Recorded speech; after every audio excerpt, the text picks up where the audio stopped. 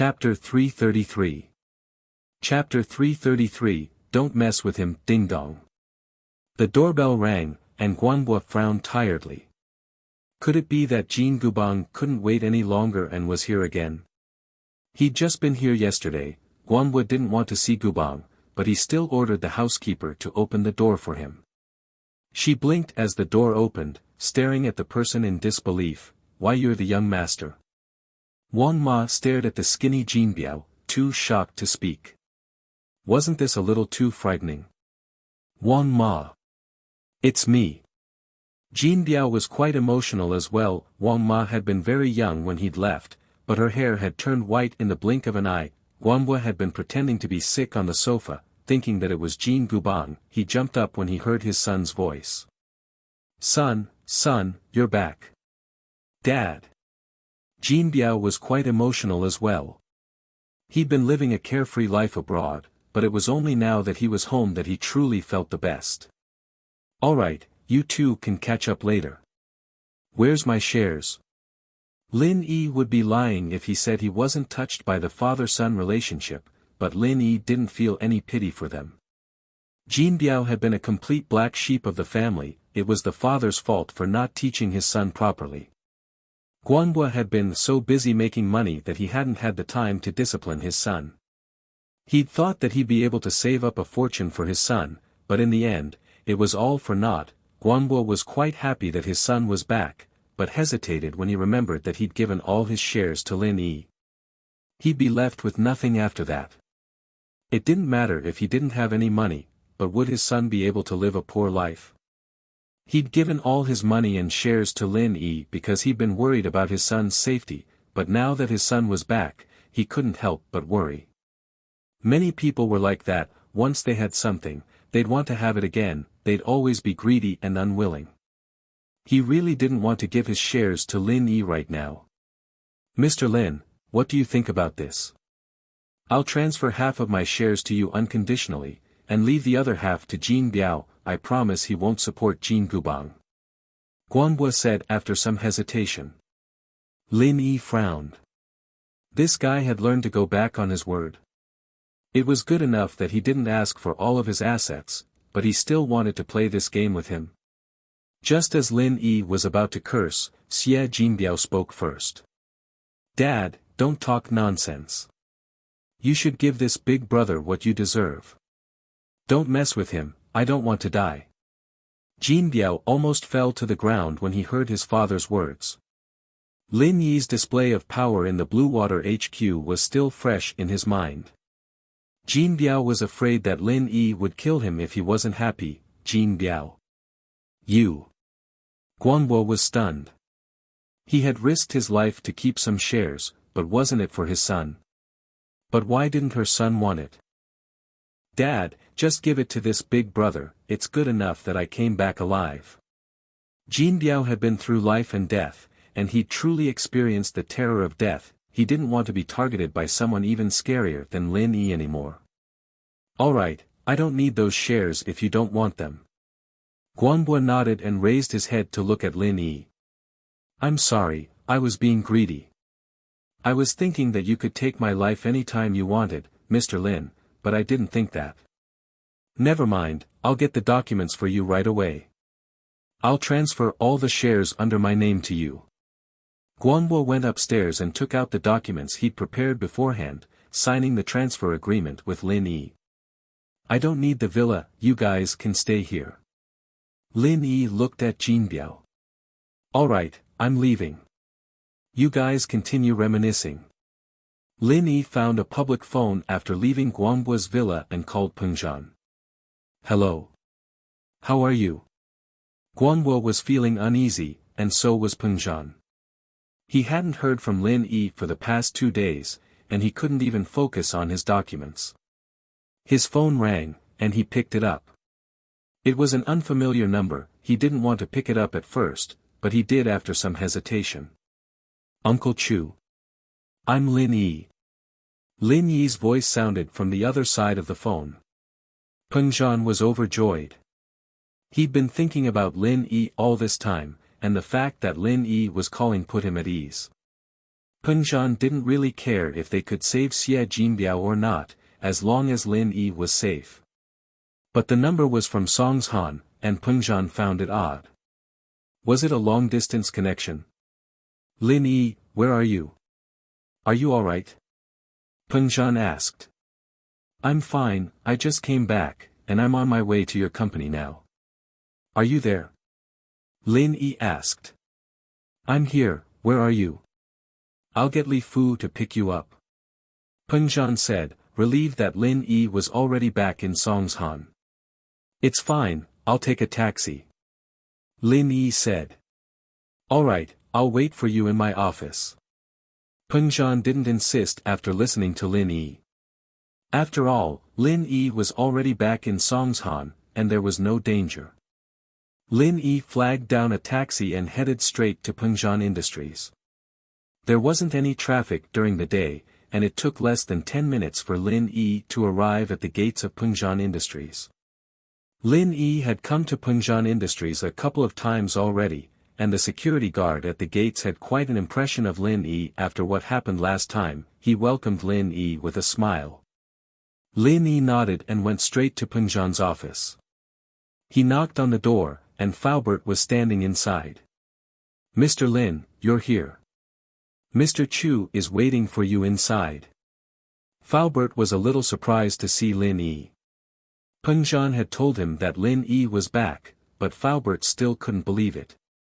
It hadn't even been 2 days, and Lin Yi had already brought Xie Jinbiao back. But where was Xie Jinbiao? Had he failed the mission? But Faubert didn't ask too much since Peng Zhan was there. Peng Zhan would find out everything in detail. Peng Zhan stood up to greet Lin Yi personally, showing how much he valued Lin Yi. I was worried before, but it looks like you're fine. That's great. Ah. Uncle Chu, didn't I say it before? It's just a small matter. Lin Yi shrugged with a smile. Chapter 334. New shareholder, I brought him back, but I've already sent him home. Lin Yi said, that kid is as timid as a mouse and as thin as a stick. Return him to his father as soon as possible. Don't let him die on the road, oh. Peng Zhan was overjoyed after hearing Lin Yi's words. You've sent him home already? That's great, I didn't expect it. Lil Yi, you're my lucky star. Ever since you came, all the troubles on my side have been easily resolved. Ah. Uncle Chu, don't let your guard down. Jean Gubang's just a clown at the front desk, the people behind him are the key.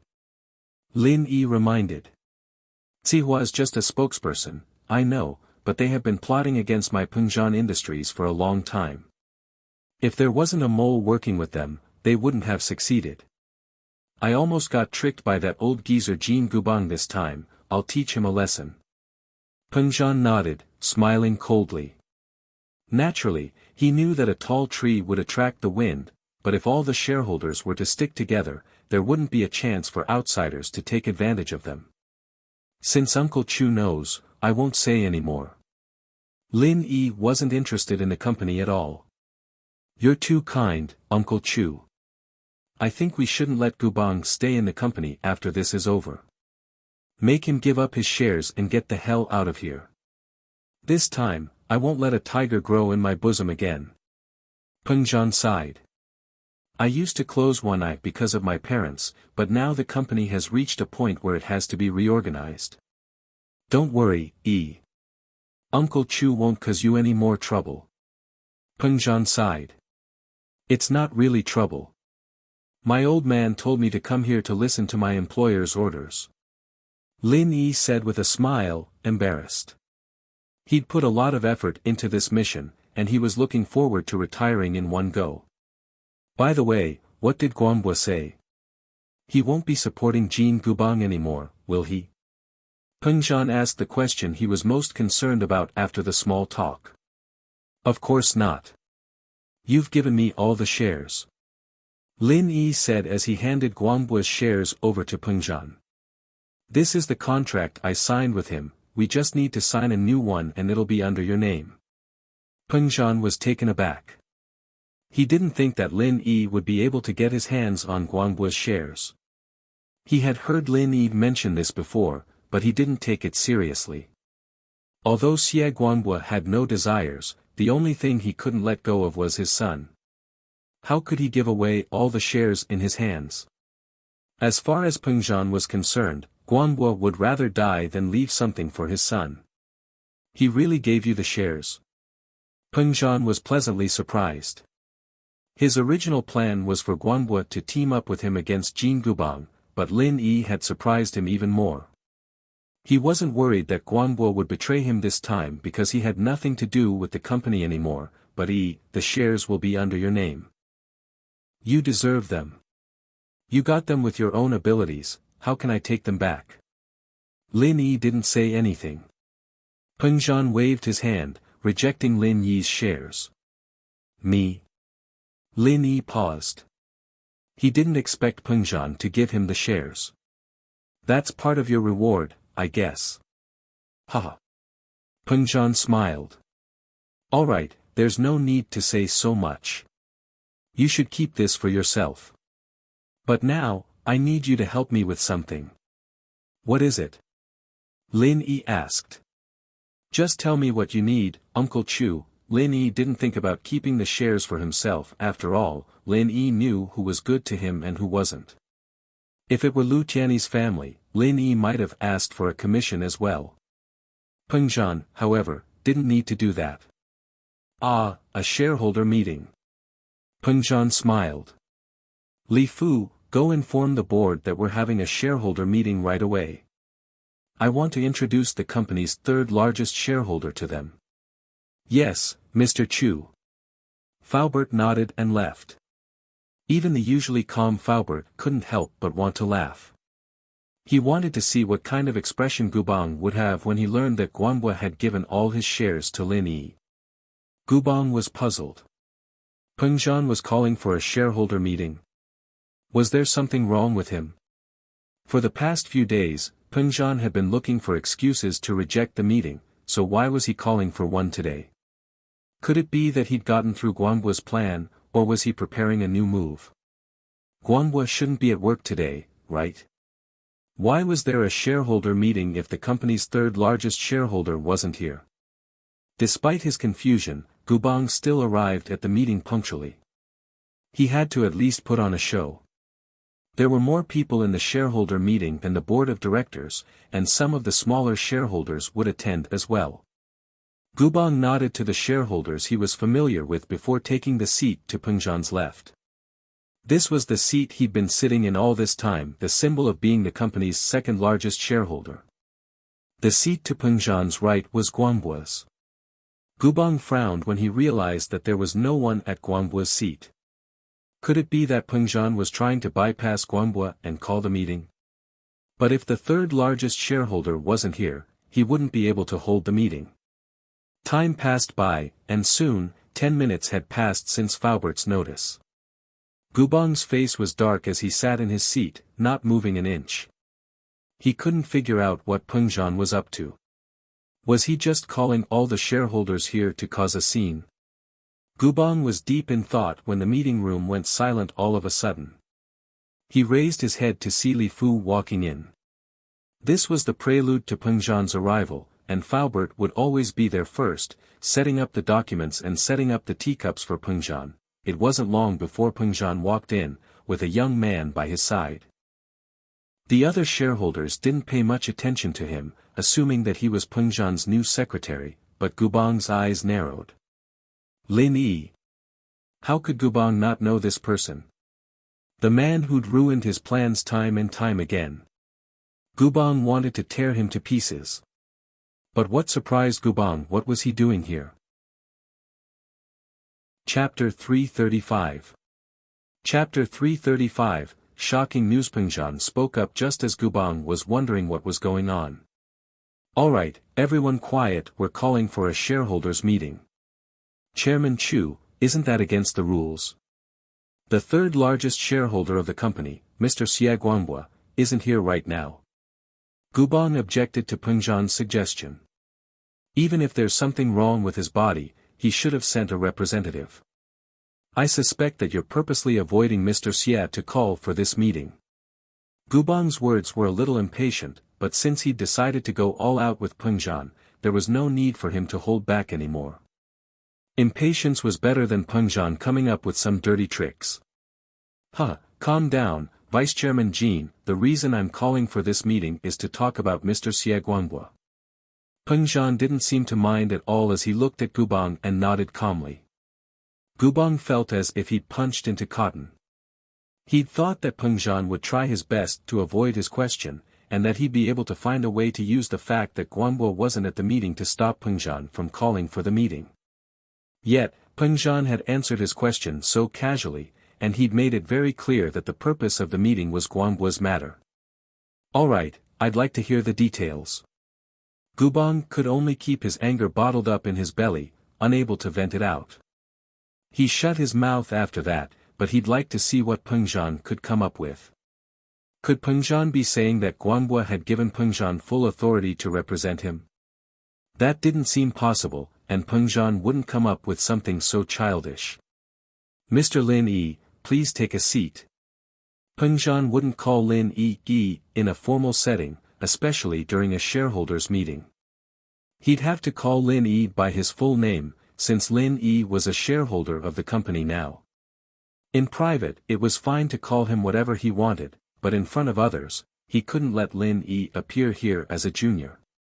Peng Zhan gestured for Lin Yi to sit down, pointing at Guangbo's usual spot. Lin Yi nodded and was about to sit down when Gubang stopped him. Wait. Kid, don't sit down yet. Gubang objected immediately when he saw that Lin Yi was going to take Guangbo's seat.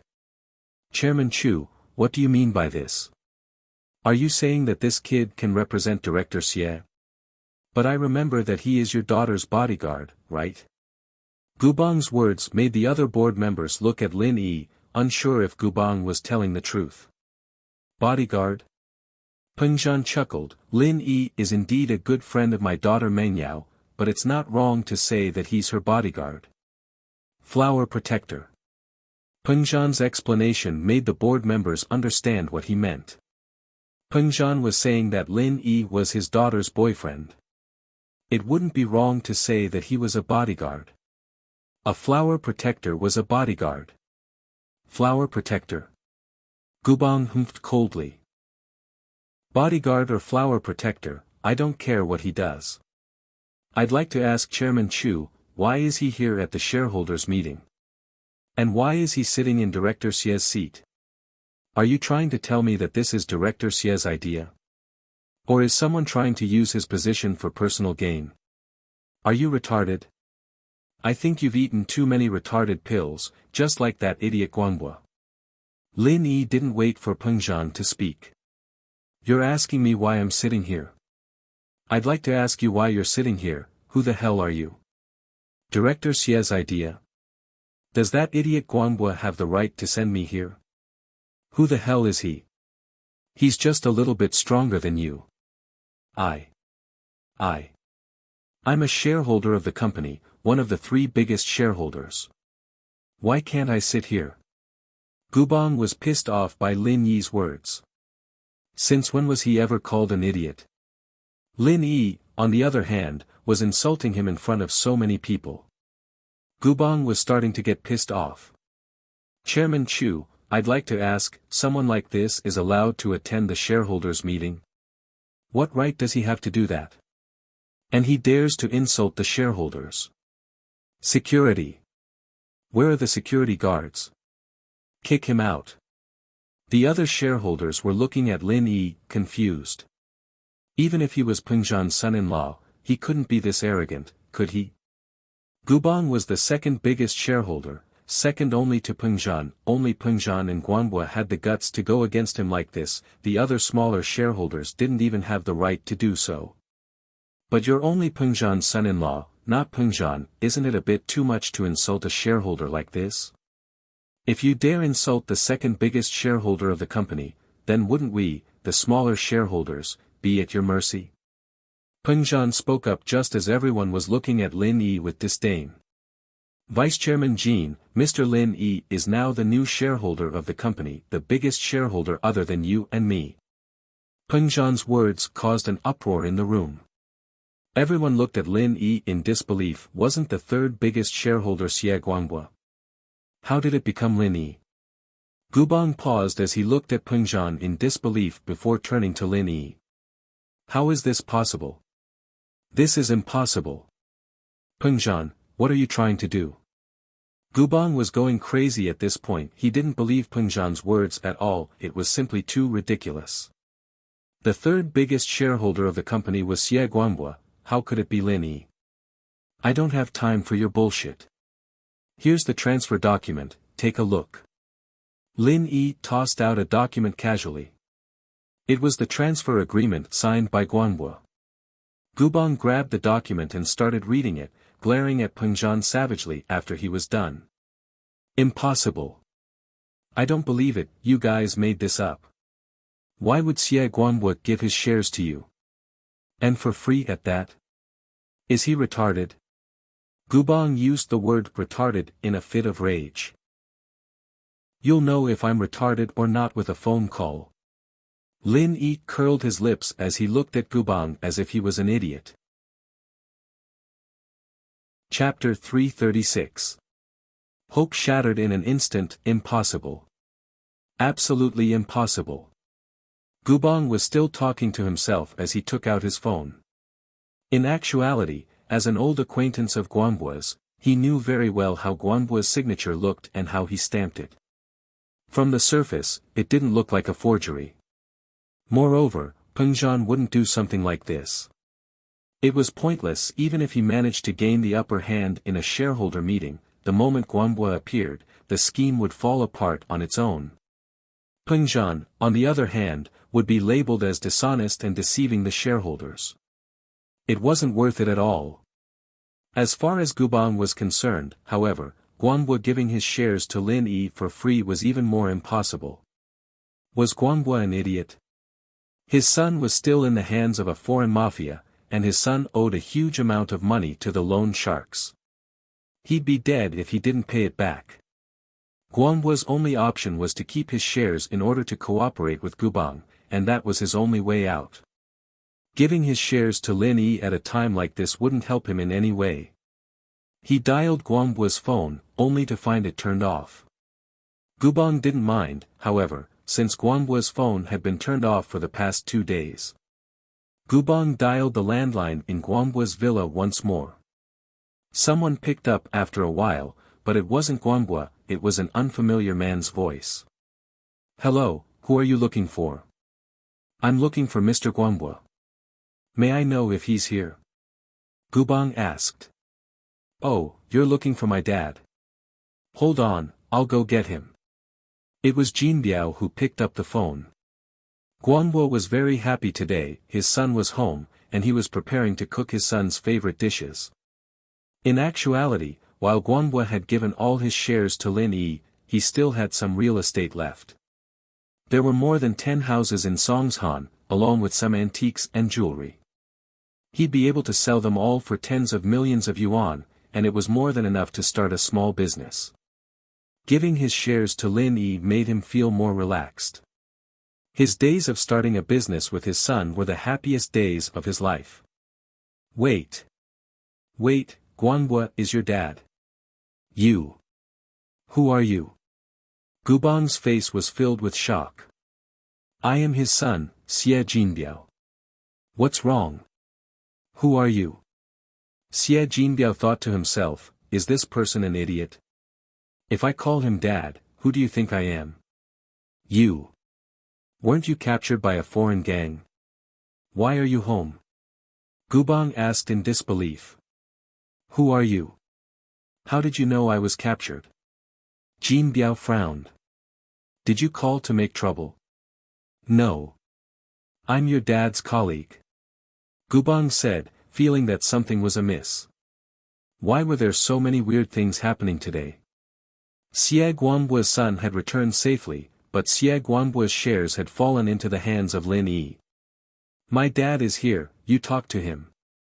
Hearing that he was his father's colleague, Xie Jinbiao resisted the urge to scold him. Why was this guy so rude? Now that he was captured, he couldn't come back. After a while, Xie Guangbua's voice came through the phone. Hello. I'm Xie Guangbua. Old Xie, I'm old Jean. Gubang forced a smile. Was that your son? He's back. He's back. What's up? Guangbua's warm voice was no longer there, replaced by a cold, perfunctory tone. If there's nothing else, I'm hanging up. I'm cooking for my son. Wait, Pengzhan's having a shareholder meeting. Do you know about this? Gubang wasn't about to let Guangbua hang up. He quickly asked. What does this have to do with me? I've already given my shares to someone else. Guangbua said impatiently. Alright, I'm hanging up if there's nothing else. Bye. Beep beep beep. Gubang's phone rang a couple of times before the screen said, call ended. Gubang was dumbfounded, completely dumbfounded. He breathed heavily, not knowing what to do. He'd thought that he was going to become the chairman a few minutes ago, but this phone call was like a bolt from the blue that struck him like a bolt of lightning. It was over, it was all over. Gubang knew that he had no chance of becoming the chairman now. What a joke, the first and third shareholders of the company were family now. What the hell was he supposed to do? I'm afraid that those small shareholders who previously sided with me will no longer side with me if they see this situation now. It was obvious that Pengzhan and Lin Yi's side would be the strongest in the shareholder meetings in the future, there was no way he could win against them. His hope was shattered in an instant. Gubang didn't want to know how Lin Yi had gotten Guangbua's shares anymore, it was pointless. The only thing he could do now was think of a way to protect himself. Gubang was certain that Pengzhan wouldn't go easy on him next. So whether or not he could become the chairman was secondary. Whether or not he could stay in the company was another matter altogether. Gubang. Gubang smashed the phone in his hand onto the ground, shattering it into pieces. Gubang smashed his phone on the floor and stood up, walking out of the meeting room without a backward glance. His face was dark and gloomy. Pengzhan didn't mind it at all, it was normal for Gubang to react like this.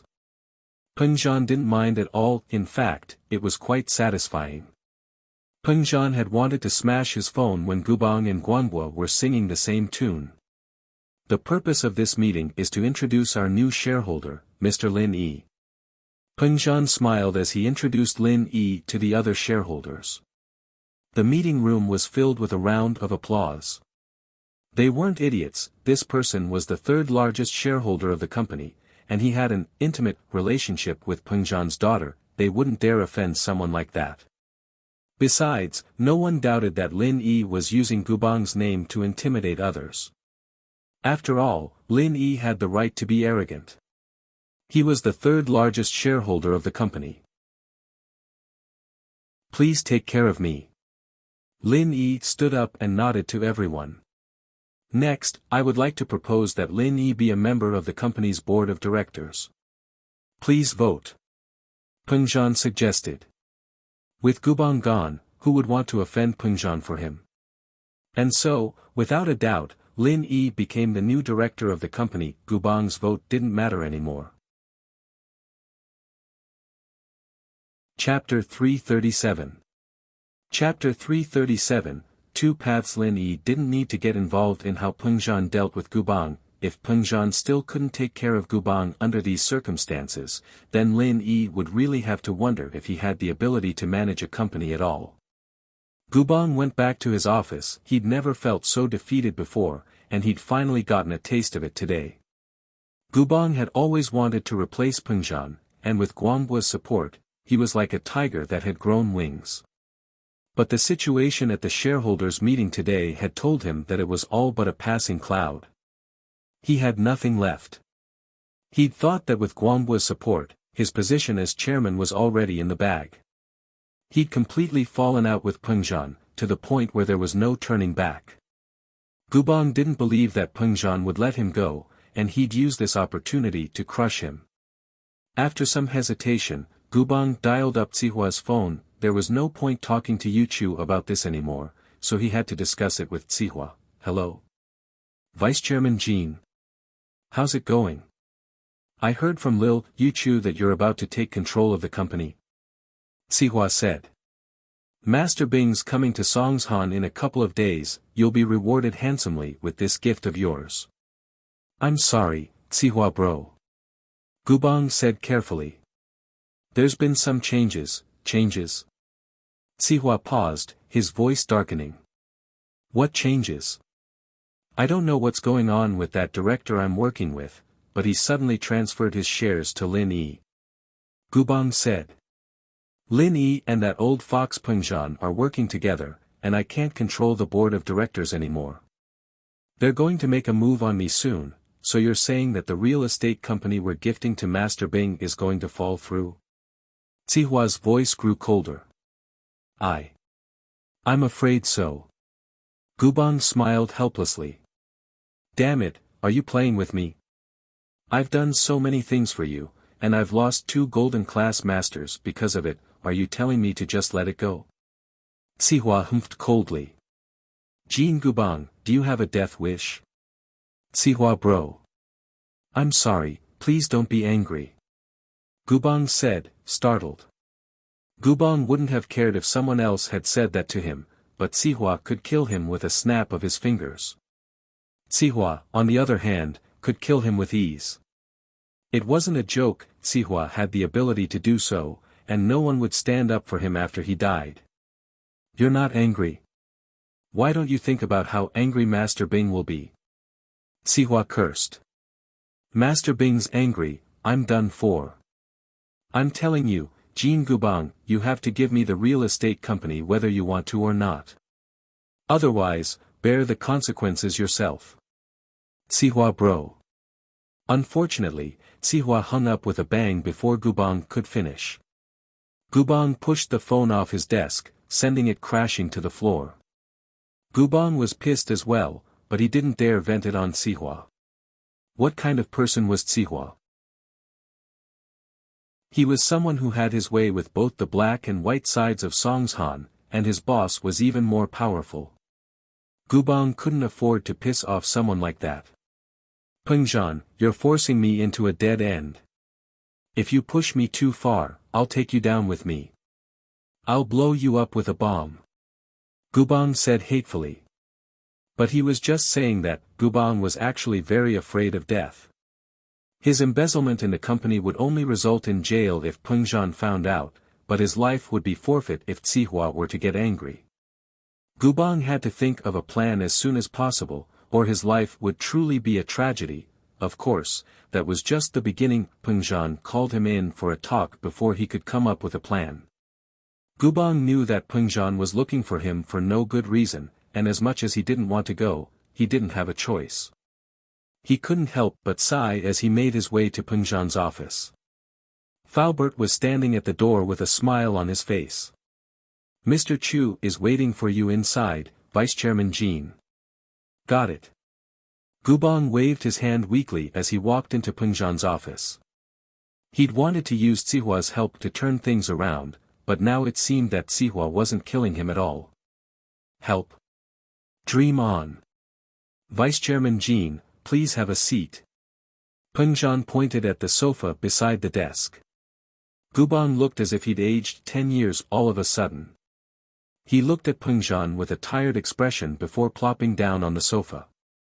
Pengzhan, just say what you want, don't beat around the bush. Gubang couldn't be bothered to play mind games with Pengzhan. There was no need for it anymore. He still had to deal with Tsihua after dealing with Pengzhan. Besides, he wasn't Pengzhan's opponent at all. What was the point of this stalemate? He might as well just say what he wanted and see what Pengzhan wanted. Alright, I'll be direct if that's the case, Vice Chairman Jean. Pengzhan nodded. I'll give you 2 options. First, I'll investigate how much money you've made from the company and send you to court. Ah. Tell me the second option, Pengzhan. Gubang wasn't an idiot. He knew that this wasn't a choice he'd made after hearing Pengzhan's words, since it wouldn't benefit anyone. Second option, give me your shares, and I'll let bygones be bygones. Peng Zhan said faintly. Peng Zhan, don't go overboard. My shares are worth a couple $100 million, no matter what. You're going back just like that. Gubang stood up all of a sudden, glaring at Peng Zhan. The money you've made from the company all these years should be around that number, right? Even if it's not a couple $100 million, it's at least 1 or 200 million. Peng Zhan smiled. How many years would 200 million put you in prison? Compared to the shares, you choose. Give me another 100 million. Gubang said after some hesitation. Peng Zhan, on the other hand, was just asking for a ridiculous price. He humphed when he heard Gubang. 50 million. 80 million. Gubang said. Chapter 338.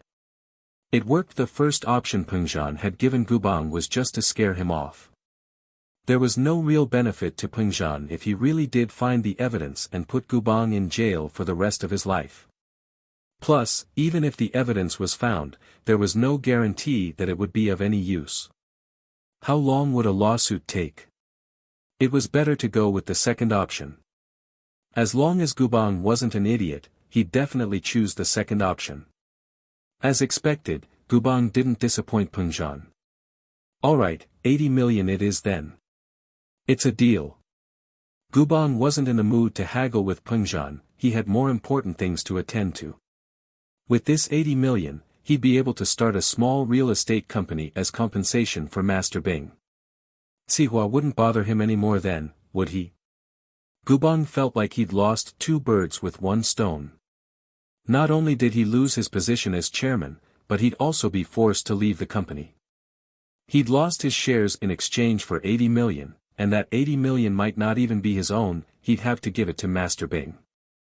Gubang wouldn't mind fighting Peng Zhan head-on if Sihua were still supporting Gubang. He wasn't afraid of Peng Zhan at all with Sihua's support, but Gubang didn't have the time to fight with Peng Zhan now that Sihua was ready to kill him. Gubang didn't have the energy to fight with Peng Zhan right now. He'd better take the money and leave. That afternoon, Gubang completed his resignation procedures and handed over his shares to Peng Zhan. He left Peng Zhan Industries under the shocked and mocking gazes of the other shareholders with the 80 million in his retirement fund. Vice Chairman Jean had become a part of Peng Zhan Industries' history. He'd no longer be a part of the board of directors from now on. The shareholders and directors who'd wanted to stand on Gubang's side were all shocked. It was lucky that they hadn't gotten involved with Gubang, otherwise they'd be done for. They'd seen how powerful Gubang was back then, working with the third largest shareholder, Xie Guanbo, in preparation for the Operation Chu, but what had happened?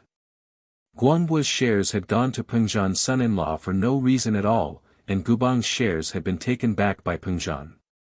Right now, Peng Zhan Industries was under Chu Peng Zhan's control. Most of the company's shares were in his hands.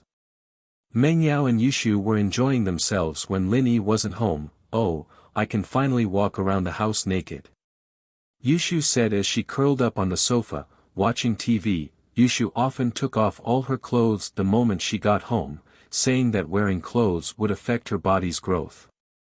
Ahem, Shu, you need to be mindful of your image. Even if Lin Yi's not home, what if Faubert comes? Meng Yao said helplessly. Every time Faubert comes, he knocks on the door. He won't come in casually. Yushu, on the other hand, didn't seem to mind at all. She was still showing off her body to Meng Yao on the sofa. Yao Yao, what do you think of my body recently? Stop showing off your boobs in front of me, I'll cut them off if you keep showing them off. Meng Yao glared at Yushu. Did she think she could show off her body just because she had a good figure? Why don't you say you're not as tall as me? You've got all the nutrients in your boobs, and I've got all the nutrients in my bones. Oh, I'm not showing off. Yushu sat back on the sofa, depressed. Why didn't anyone praise her body? Seriously, she couldn't just show it to anyone, not even Meng Yao, who was the only one she could look at. Yushu felt helpless. Go show off to your shield bro, I'm not interested in you. Go away, I want to watch TV. Meng Yao said as she looked at Yushu disdainfully. You're showing off here and there, aren't you just going to let other men touch you? Oh, I want to, but I'm afraid you won't agree, Yao Yao. Yushu said as she looked at Meng Yao. Why wouldn't I agree? Meng Yao didn't want to talk to Yushu anymore. You're the main wife, so the main wife gets priority. You should be the one showing off first, I'll have to wait behind you. Yushu said with a grin. Meng Yao glared at Yushu. Can't you calm down a little? I've noticed that you're the most obedient when Lin Yi's at home. I've finally realized the benefits of having Lin Yi at home. Ah. Yao Yao, you miss shield bro too. Yushu blinked as if she'd discovered a new continent. She waved her hands around on the sofa as she asked. What do I miss? Meng Yao said, a little annoyed. I just want him to come back soon, so you can have some peace. I can't take it anymore, I've been holding it in for 10 years. Meng Yao realized that she was at the end of her patience, especially since Lin Yi had been staying at her house for a while. Meng Yao had gotten used to Yushu's behavior, and now that Lin Yi was gone, Yushu was back to normal. Meng Yao prayed that Lin Yi would come back soon. Ka. The door to the villa was open from the outside. Wah. Meng Yao's eyes went wide as she looked at the door in shock. No way. Her prayers had come true this quickly. Lin Yi was back. Her dreams had come true. Yushu was stunned as well. She'd been dancing around and making fun of Meng Yao just a moment ago, and now Lin Yi was barging in.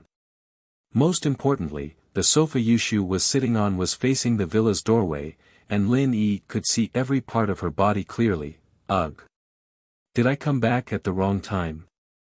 Lin Yi gulped as he realized that moving his eyes away from Yushu's body was a very difficult decision, so difficult that he couldn't complete it. In actuality, Lin Yi had been drooling over Yushu for a long time, but because she was Meng Yao's best friend, Lin Yi hadn't dared to show it too much. But today, this was a golden opportunity, and it'd be a waste not to see it. Besides, Master Lin comforted himself that this was an accident, and that Yushu was the one who'd asked him to see it. Cover your eyes, you can't look. Meng Yao finally snapped back to reality and screamed, stopping Lin Yi's perverted behavior. Oh. Yushu raised her hands, and just when everyone thought that she was going to cover her chest, Yushu covered her eyes with her hands. Chapter 339. Chapter 339, Nobody Loses. Shoo, I wasn't talking about you. I was talking about Lin Yi. Meng Yao snapped before turning to Lin Yi. What are you looking at? I'll gouge your eyeballs out and stomp on them. Oh. Yushu pulled her hand away from her eyes before grabbing the blanket on the sofa and covering herself up. Her face was as red as a cooked lobster. The sunlight was too bright, and the room was too dark. I lost my sight temporarily. I didn't see anything. Lin Yi said innocently with his hands up. Lin Yi, the street lights are on already. Meng Yao wasn't that gullible. Ugh. Actually, I got nervous and got it backwards. The light in the room was too bright, and it was too dark outside. I lost my sight temporarily. I didn't see anything. Lin Yi said awkwardly. I'll go back to my room first. I need to take a shower. Stop right there. You saw Shu's naked, how are you going to compensate me? Meng Yao didn't want to let Lin Yi go just like that, she felt very wronged and uncomfortable. Yushu was the one who'd been seen naked, so why did she feel so bad? Ugh. Let's talk after I take a shower. Lin Yi didn't want to piss Meng Yao off right now. He'd wait for her to calm down and forget about it. Shield bro. Why were you in such a hurry to shower? Are you planning to hit a plane?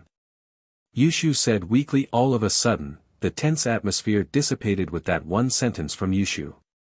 Meng Yao was pissed off. I'm standing up for you. What kind of question was that? Shoo, what the hell are you talking about? I just wanted to confirm if the books were true. Yushu stuck her tongue out, blaming herself for speaking too quickly. Didn't the books say that boys would have that kind of reaction after seeing something exciting? Shield Bro must have some bad thoughts since he was in such a hurry to take a shower. Shoo, are you out of your mind? Meng Yao was going crazy. No one's going to think you're a mute if you don't talk. Ugh. I'll go back first then. Lin Yi was feeling rather awkward from Yushu's actions as well. He'd wanted to take a shower because he'd been out and about for 2 days, and Yushu had thought that he was going to do something dirty, and the target of his fantasies was her. Lin Yi, how dare you?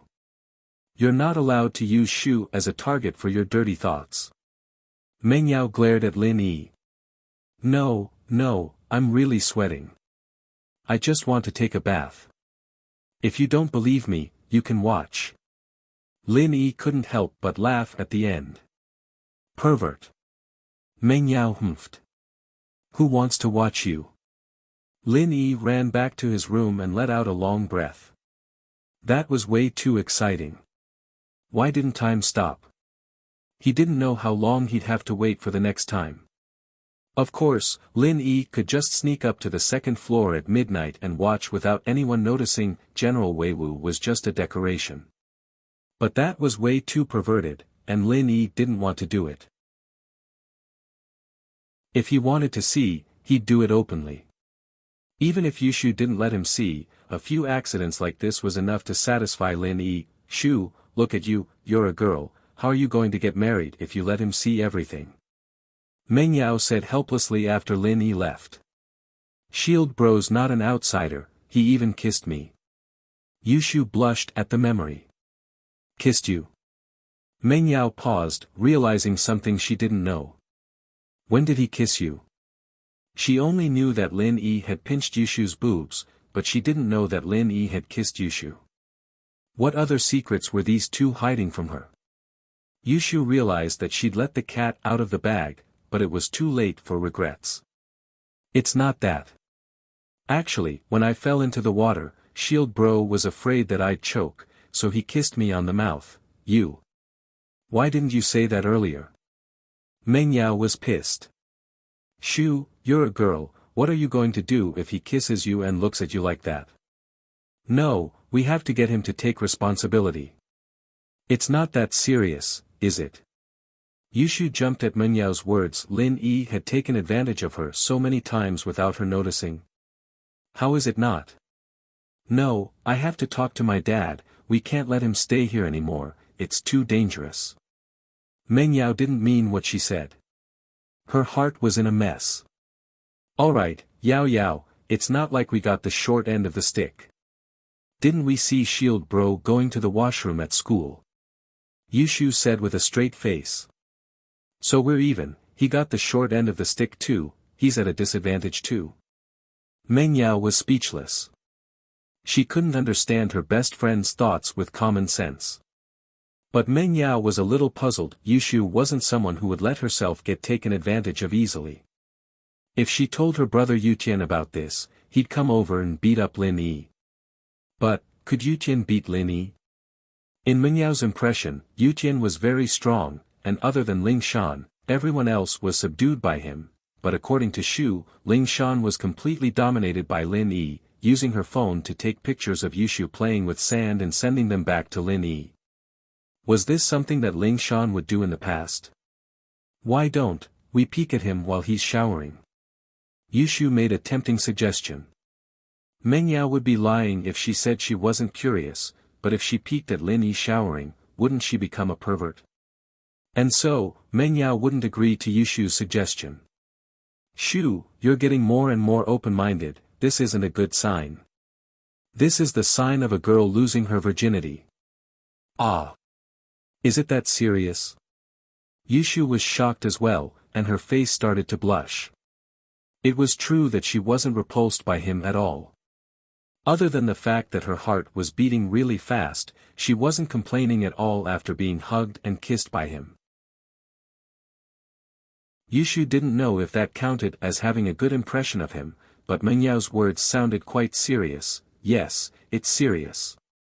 So, if you don't like Lin Yi and don't want to marry him, you better stay away from him. Meng Yao warned solemnly. Chapter 340. Chapter 340, Tang Yin's cousin, I. What does that have to do with me? Meng Yao humphed, not caring at all. Don't tell me you'll marry whoever I marry. Shoo, you're getting more and more out of character. Nah, I think it's pretty normal. Yushu said as she rubbed her head. Come upstairs with me and put on some clothes. Don't be so open next time. Meng Yao said, not bothering to talk to Yushu anymore as she dragged her upstairs. After a hot shower, Lin Yi felt refreshed from head to toe. Every pore on his body had opened up. He laid down comfortably on his bed and turned on his phone. After he turned on his phone, he received a lot of text messages. The first one was from Wang Xinyan when she got on the plane, sending her phone number to Lin Yi. Lin Yi saved the number and looked at the messages. Some of them were from Kong Xiaobo, reminding him to come back this weekend for his second grandpa's birthday party. The last one was from Tang Yin. It was a short message. When are you going to school? Lin Yi quickly texted Tang Yin back. I'm done. I'll go to school tomorrow. Tang Yin jumped when she heard the notification. She didn't want to tell her mother about her phone, and she forgot to put her phone on silent. Whose phone is that? Old Tang, is that your phone? That's not my voice. Mrs. Tang was busy preparing dinner when she heard the notification of a text message on her phone. It's not mine, that's not my phone. Isn't that a Nokia's message? Mr. Tang was lying on the sofa in the living room as he looked at his phone. Old Zhang's Nokia next door sounds like this. Eh? Whose phone is that? That's weird. Ian, did you hear that? Mrs. Tang asked. It's mine. Tang Yin took her phone out of her pocket. She couldn't lie even if she wanted to, and she wasn't good at lying anyway. Yours? Mrs. Tang looked at the phone in Tang Yun's hand curiously. Ian, when did you get a phone? I didn't buy it. Lin Yi gave it to me. Tang Yin lowered her head, blushing like a child who had done something wrong. Lin Yi bought you a phone. Mrs. Tang didn't scold Tang Yin, but smiled instead. Let me see. It should be 1,000, right? Mom. Tang Yin wasn't happy. Not only did her mother not scold her, but her attitude made her think that she was snobbish. This child, don't be shy. Mrs. Tang glared at her daughter. What's wrong with buying you a phone? Your dad hasn't bought me a mobile phone yet. I even bought the counterfeit phone I'm using with my own money. Tang Jucheng lowered his head. Every time this happened, he hated himself for being useless. He was injured and lying on the bed like a cripple. Not only could he not go out to earn money, but he also had to burden Tang Yun and her mother with medical fees. Sometimes, Tang Jucheng wanted to die, but when he thought of his wife and daughter, he couldn't do that. Although his wife often scolded him for being useless, she still loved him from the bottom of her heart. Tang Jucheng could feel this. It could be seen from the way his wife left early and returned late at night to take care of the family. Mom, Dad's actually really nice to you. Compared to the surreal feeling of being with Lin Yi, Tang Yin felt that her parents being together was the true happiness. I know he treats me well. Otherwise, I would have left him a long time ago. Mrs. Tang had a sharp tongue but a soft heart. She snorted and said, but, Air, don't be like me. I've fallen in love with your father for the rest of my life, and I've accepted my fate. You can't suffer like this. Tang Yin knew that her mother wanted to talk about her and Lin Yi, but was Lin Yi and her suitable? Tang Yun had a feeling that her life wasn't real. Maybe one day, Lin Yi wouldn't like her anymore. Dang dang dang, Tang Yun and her family were talking when a knocking sound came from the courtyard. Mrs. Tang put the bowl and chopsticks on the table and walked out of the house to the yard. "Who is it?" "Auntie, it's me and Wei." A girl's voice came from outside the door. "Is it Dan? Why are you here so late?" Mrs. Tang recognized the girl's voice. It was Wei's childhood friend, Dan. She opened the door as she spoke. Dan was anxiously pulling a stubborn boy. She saw Mrs. Tang as if she had seen her savior. "Auntie, hurry and talk to Wei, he wants to sell his kidney." "What?" Mrs. Tang jumped at Dan's words. "What's going on?" "Wei, you want to sell your kidney?" "Aunt, don't worry about it. Xiao Dan dragged me here and asked you to persuade me, but it's useless. I'll have to sell my kidney anyway," Xiao Wei said resolutely with a resolute expression on his face. Tang Yun heard her cousin's voice from inside the house. She was shocked when she heard that he was going to sell his kidney. She quickly ran out of the house. "Wei, what did you say? Why do you want to sell your kidney? What nonsense are you talking about?" "Sis, it's none of your business. You can't do anything about it. I have to sell my kidney or Dan will be in danger," Wei said. "Dan, take Wei inside first. Tell Auntie what's going on. Why are you selling your kidney for no reason?" Mrs. Tang saw that her nephew didn't look like he was joking and panicked. Selling a kidney wasn't a joke. How could he sell it just like that? Dan pulled Wei into the house and was on the verge of tears. "Tang Yin sis, hurry and talk to Wei. He won't listen no matter what I say. He wants to sell his kidney." "Wei, tell Auntie, why do you want to sell your kidney?" Tang Yin didn't know what to do. She thought it was a joke before, but Wei didn't look like he was joking at all. "Sis, even if I tell you, it's useless. I need money now, but your family's situation isn't much better than mine. If I don't sell my kidney, how am I going to raise money?" Lil Wei shook his head. "What can't we solve? We can find a way to borrow money. We don't have to sell our kidney." Mrs. Tang walked over and persuaded. "Wei, how much money do you need?" 150,000. "Where can I borrow money from? My period is sick and we haven't collected enough money yet. If I could borrow money, I would have done it already." Wei sighed. "Auntie, sis, I know you guys are doing this for my own good, but I have no other choice."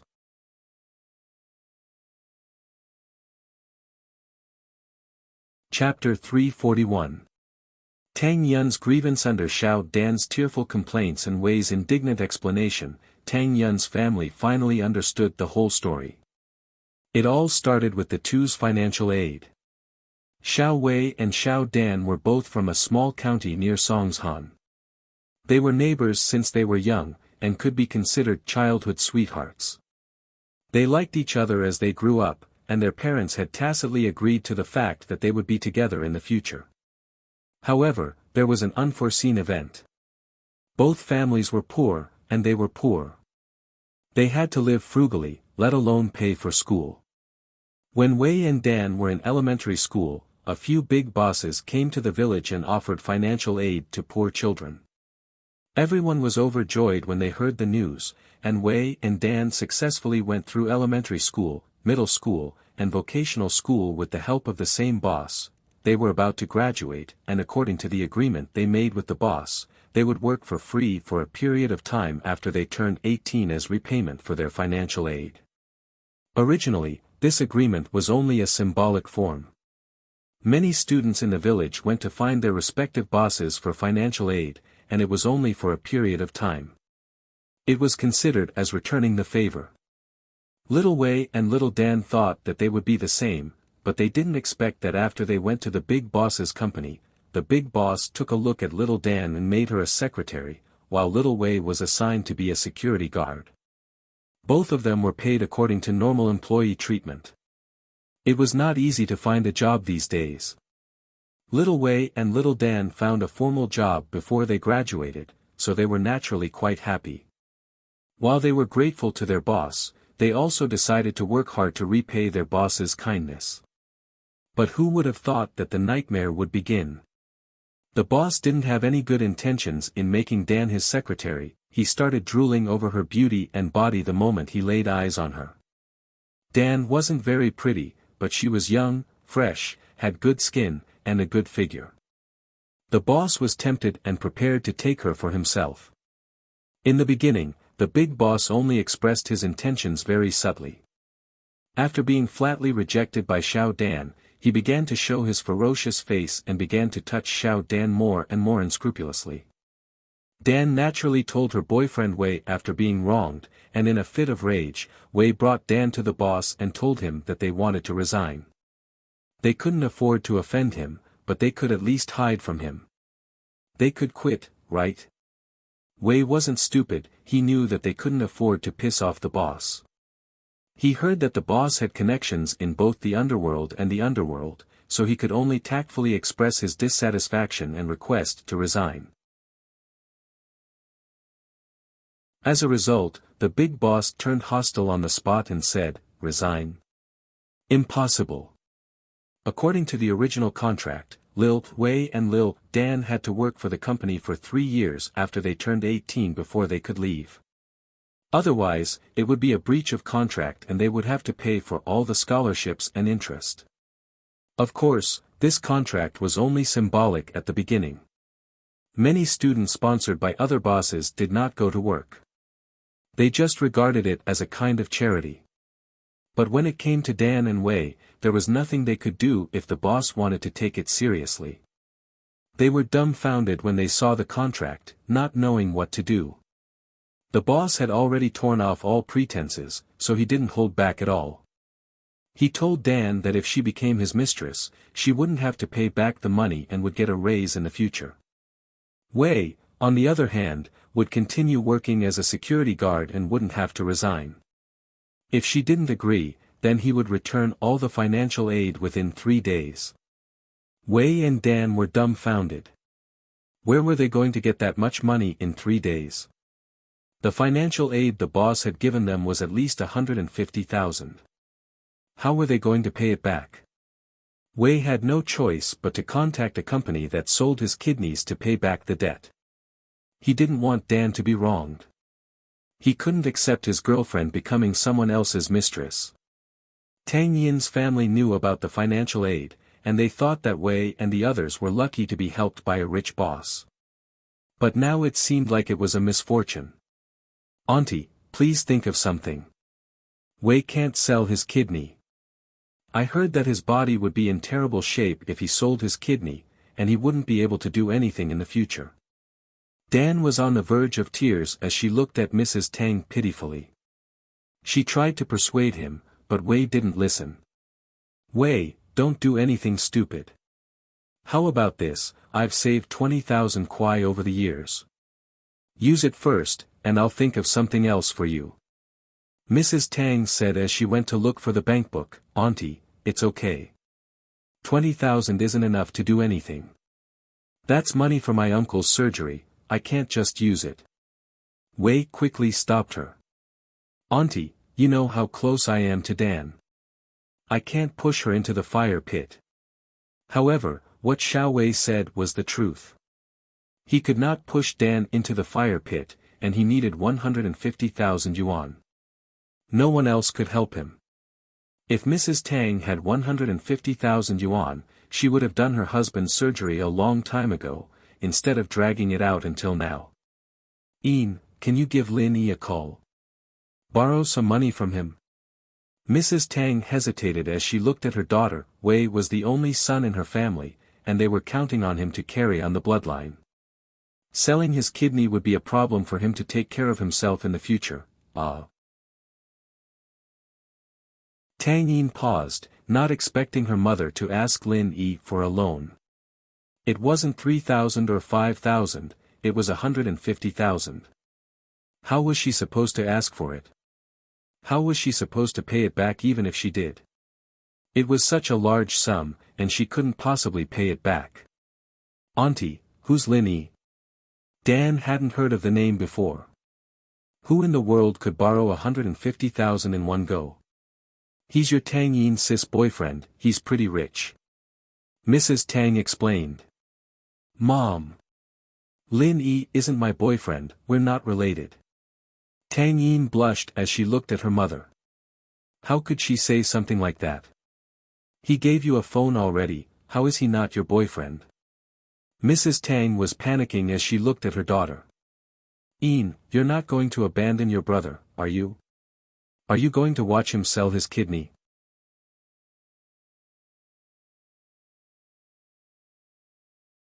Chapter 342. Being forced, he's your boyfriend, borrowing money from him is a good way to test him and see if he's sincere towards you. Mrs. Tang said. Look at Wei, he's willing to sell his kidney for Dan. What's wrong with Lin Yi lending you some money? Tang Yin bit her lip and looked at her father, hoping that he'd say something for her. Jucheng, however, lowered his head, looking like a good old man who'd been bullied. Jucheng was blaming himself for his uselessness as well. If he were successful in his career, the family wouldn't be in such a difficult situation. Sis, is brother-in-law really that rich? Wei couldn't help but ask after hearing his aunt's words. Who would sell their kidney if there was any other hope? Little Wei was forced to sell his kidney because he had no other choice. However, if he could solve the problem by not selling it, he would not be so stupid as to sell his kidney. Wei, don't listen to my mom, he's not your brother-in-law, he's just a classmate. Tang Yin felt conflicted as she looked at Wei's hopeful eyes. She knew that if she were to borrow money from Lin Yi, then their relationship would become complicated. But if she didn't borrow money, Wei would have to sell his kidney. Sis, why don't you ask him? Little Wei was sure that the person his aunt was talking about was his sister's boyfriend. Even if he wasn't, it wasn't far from the truth. Wei, it's not that I don't want to help you, but how am I going to pay him back? Do we even have money to pay him back? Tang Yin sighed. Sis, he'll become my brother-in-law sooner or later. You're already his woman, he won't force you to pay him back, right? Wei looked at Tang Yin. Plus, Dan and I have hands and feet, we'll be able to pay him back one day. Yeah, Yin, your brother didn't ask you for anything, it's just a small matter. Why are you so stubborn? Mrs. Tang was getting angry. There was a way to solve the problem, so why did she have to force her brother to sell his kidney? If you don't make this call, I'll call him. You're forcing me. Tang Yun's eyes reddened as tears welled up in her eyes. You don't understand at all. You don't know what's going on. Tang Yin wanted to say that Lin Yi might not even be able to be with her in the future, but she didn't say it in the end. Yuner, how can this be called forcing you? Do you think I would harm you? Mrs. Tang was a little unhappy. She wasn't asking her to do anything bad, but she could borrow money from Lin Yi. What was going on? I'll make a call, okay? Tang Yin stood up and ran out of the house with her phone. She couldn't help but start sobbing when she reached the yard. His mother didn't understand, and his younger brother didn't understand either. They thought that they had some kind of reputation to be able to get Lin Yi to lend them 150,000 yuan. Did they even think about their own situation? Although it was true that Lin Yi liked her now, at the end of the day, her relationship with Lin Yi hadn't even been officially confirmed. Why would he lend her 150,000 yuan? It wasn't a small amount, and if she could borrow it, she would have borrowed it from her father a long time ago. Why would she wait until now? After crying, Tang Yin still dialed Lin Yi's number. No matter what, she couldn't let her brother sell his kidney, could she? Lin Yi replied to Tang Yin's message, but she didn't reply for a long time. He thought that she didn't see it, but he didn't expect her to call him. Hello? Tang Yin. Lin Yi was pleasantly surprised that Tang Yin called him. It was a good start, why are you calling me? Do you miss me? Tang Yin didn't know whether to laugh or cry at Lin Yi's words. Her sad mood brightened up a lot. Who misses you? Stop being so smug. Ha! Lin Yi smiled, why are you calling me so late at night? Lin Yi actually understood Tang Yin quite well. She was an introverted girl, strong but not good at expressing her feelings. If there was nothing, she wouldn't call him, at least not now. Lin Yi. I have something to ask of you. Tang Yin's heart sank as she thought about what she was going to say next. Something to ask of me? Lin Yi was startled. This wasn't like Tang Yin's personality. Can you lend me 150,000 yuan? Don't worry, I will definitely return it to you, I promise. Tang Yin hesitated and said her request, 150,000 yuan.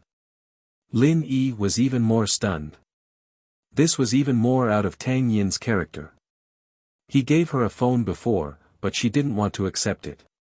Why would she suddenly want to borrow money from him? However, this indirectly meant that Tang Yin must have encountered some trouble that she couldn't resist. Otherwise, she would have to die to borrow money from him. Tang Yin wasn't a greedy girl.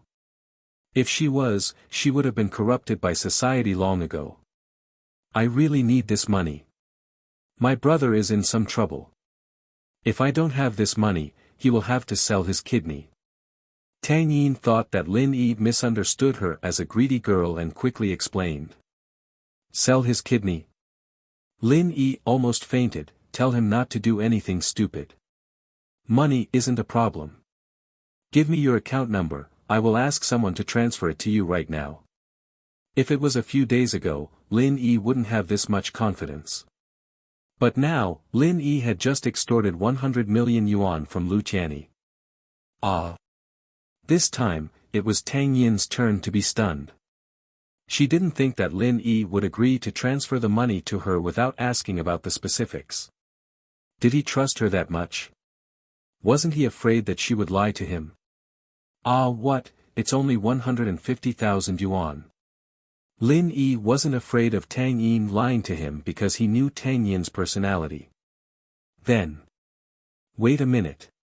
Tang Yin was very excited. Her face was red. She had mustered up her courage to ask Lin Yi for the money. She was afraid that Lin Yi would reject her and that Lin Yi would find it difficult to borrow money from her. Although Lin Yi was a rich kid, not every rich kid could take out 150,000 yuan in one go. But Lin Yi seemed to have accepted it easily, without hesitation at all. This made Tang Yin sigh in relief. At the same time, she was very grateful to Lin Yi. Mom, Lin Yi said he wants a bank account number. Tang Yin couldn't help but smile when she said that.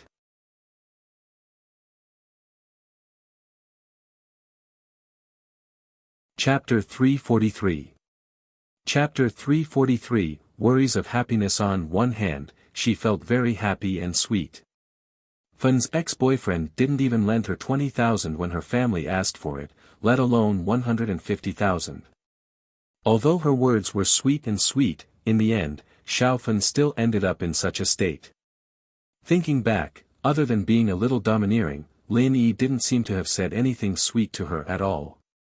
But in critical moments, when she needed help, when she was the most helpless, Lin Yi would always appear at the right time. On the other hand, Tang Yin felt that she owed Lin Yi a lot, to the point where she couldn't pay him back. Tang Yin didn't think that she would be able to pay Lin Yi back in a couple of years, nor did she think that Wei and the others would be able to pay her back. Was it really like what her brother said? She was his now, and didn't need to pay him back. It was easy to say, but difficult to do. You borrowed it already? Mrs. Tang thought that her daughter would have to pay a price to talk to Lin Yi personally. Mrs. Tang wasn't an idiot. She had seen through the fickleness of the world, and while it was a bit like she was pushing her daughter into a pit of fire, it wasn't entirely the case. Lin Yi was different from the Kong Ming Xiao Fen knew. He wouldn't leave her after playing with her, would he? Besides, Xiao Wei was the only son in her family. As his aunt, if she didn't stop him from selling his kidney, her father wouldn't let her go. In her family in the countryside, the patriarchal concept was very strong. Mrs. Tang didn't think that her daughter would borrow the money with just a phone call. She was happy and surprised, but also regretful. I should have borrowed 50,000 more, and we could have done the surgery for your dad, Mom. Tang Yun frowned unhappily. Did she think that Lin Yi was some kind of money tree, that he could borrow as much as he wanted? Girl, are you stupid? Can't you borrow more than once? Mrs. Tang was thinking that the money couldn't be borrowed for free, so she might as well borrow more. Mom, what are you talking about? Tang Yun panicked. If you keep this up, I won't borrow any more, not a single cent. Alright, I won't say any more. Mrs. Tang looked at her daughter resentfully. She thought to herself, why can't my daughter see the light? Get more money when he likes you, and you'll have money even if he doesn't want you anymore. Mrs. Tang couldn't be blamed for having such snobbish thoughts. Anyone would have the same thoughts if they had to support a family like this on their own. Mrs. Tang was really scared of being poor. She didn't want to be poor anymore. Love was important, but without money, what was there left? If it weren't for the fact that she still loved old Tang, she would have divorced him a long time ago. But, so what? Old Tang wasn't the only one injured in the factory. How many families had already divorced? That was why Mrs. Tang was encouraging Tang Yin to ask Lin Yi for the money. In her mind, getting the money in her hands was the only thing that mattered. How could she not know what her mother was thinking? But Tang Yun couldn't understand her mother's thoughts. The hardships of life hadn't erased her self-reliance. But right now, Tang Yun still couldn't understand her mother's thoughts. The hardships of life hadn't erased Tang Yun's self-reliance. Tang Yun, what's wrong? 150,000 isn't enough. Lin Yi heard Mrs. Tang's nagging and asked with a smile. No, don't listen to my mom. Tang Yun remembered that she was still holding the phone, and that Lin Yi had heard her conversation with her mother.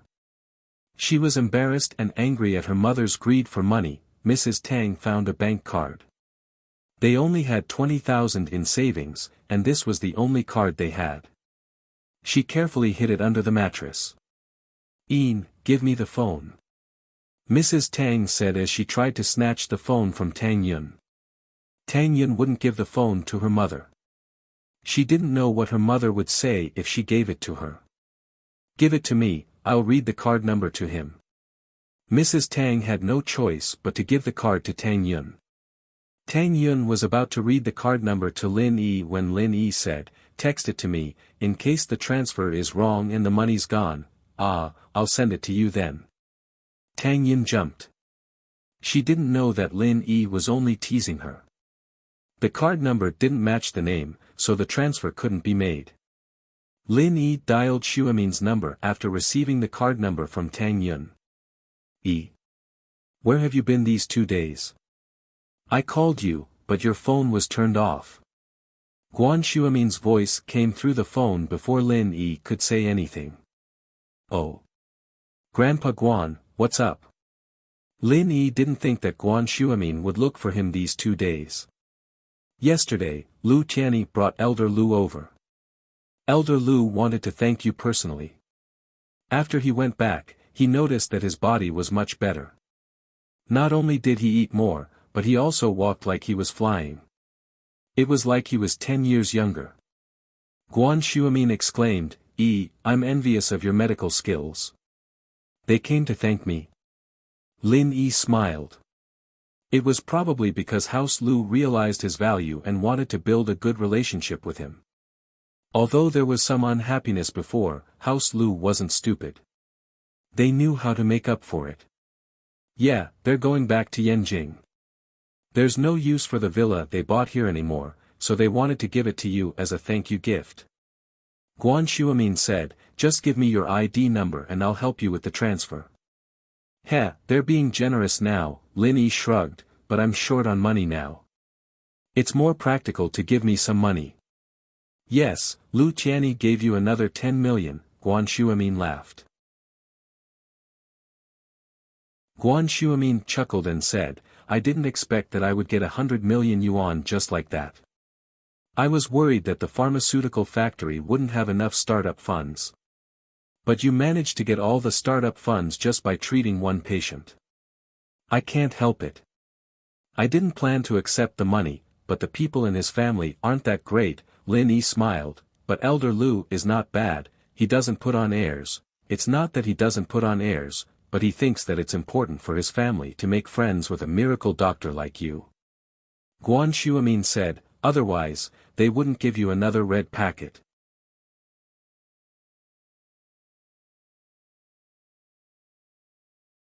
Chapter 344. Thank you, brother-in-law. Right, what did you call me for? I was too busy talking about my business. Shuamin suddenly remembered that it was Lin Yi who called him. It's like this, Grandpa Guan. I'll give you an account number, can you transfer 200,000 to me? Lin Yi told Shuamin the account number Tang Yun had sent him. Yeah, alright. I'll have Xian transfer the money to you through online banking. Shuamin said without even asking what Lin Yi was planning on doing after writing down the account number. Thank you, Grandpa Guan. As for the medicine company, I'll go talk to you when I have time in the next couple of days. I don't know anything about operations, so I'll have to trouble you. Lin Yi was a bit embarrassed that he could get a share of the money just by providing the prescription. If you don't want to be involved in the operations, it's best if you find a spokesperson. I'm an old man, and I can take care of things on the surface for you, but the actual sales are better for you youngsters. Shuamin smiled bitterly. I'll be honest with you. I'm an old scholar, and I might not be as good as you are when it comes to business. I see. Lin Yi had only thought of this after hearing Shuamin's suggestion. He'd only wanted to use Shuamin's name and provide the prescriptions himself to start a medicine company, but things weren't as simple as he'd thought after hearing Shuamin's words. He'd have the reputation and the medicine, but he'd still need to know how to run it. Yeah, my youngest son is a suitable candidate, Xian's father. But I don't want him to get involved in this, Shuamin suggested. If you don't want to manage it yourself, you need to find someone you can trust to keep an eye on it. Hiring a manager is fine too. Grandpa Guan, isn't Guan Xian a shareholder of the company? She can keep an eye on it for me. Lin Yi suddenly remembered that Guan Xian was a shareholder of the company as well, and so he turned his attention to her. Even if Xian is a shareholder, she still represents me. You'll need to find someone else to represent you. Oh right, if you have time, come over for a bit. I'll send some of the drugs to be tested and approved. Guan Shuamin smiled. No problem. How about this weekend? Lin Yi thought for a moment. It shouldn't take long to accompany Kong Xiaobo to his second grandpa's birthday banquet. Then, he could go to Guan Shuamin's place to have a look. He still had some healing potions with him, and he hadn't finished using the ones he'd made last time. As for the painkiller Huaijuan was using, Shuamin had the recipe already, and he'd probably be making some first. In the initial stage, it was better to market these two drugs. If there were too many, it would not be able to highlight the magic of each drug. It was only after these two drugs became a hit that other new products were introduced one after another that people would pay more attention to them. Guan Xian took the account card from her grandpa and looked at the username. It was Tang Yun's name. She felt a little disappointed and a little jealous, but she still did as Lin Yi said and transferred 200,000. Mrs. Tang's bank card was opened under Tang Yun's name. Tang Yun used it to store her red packets and pocket money, but after Juqing got injured, Tang Yun donated all the red packets she'd accumulated over the years. Mrs. Tang was too lazy to open a new account, so she used Tang Yun's card as the family's savings card. Beep beep. A message notification sounded. This card was originally bound to Tang Juqing's phone. Juqing took out his phone and looked at the message. He was a little surprised. 200,000. 200,000. Mrs. Tang was surprised at first, but then she was overjoyed. She quickly grabbed her lover's phone and looked at the number on it carefully. She counted the number of zeros on it again and again until she was sure that it was 200,000 and not 20,000. She said happily. I told you that Lin Yi is a good person. You only asked for 150,000, but he transferred 200,000 to you.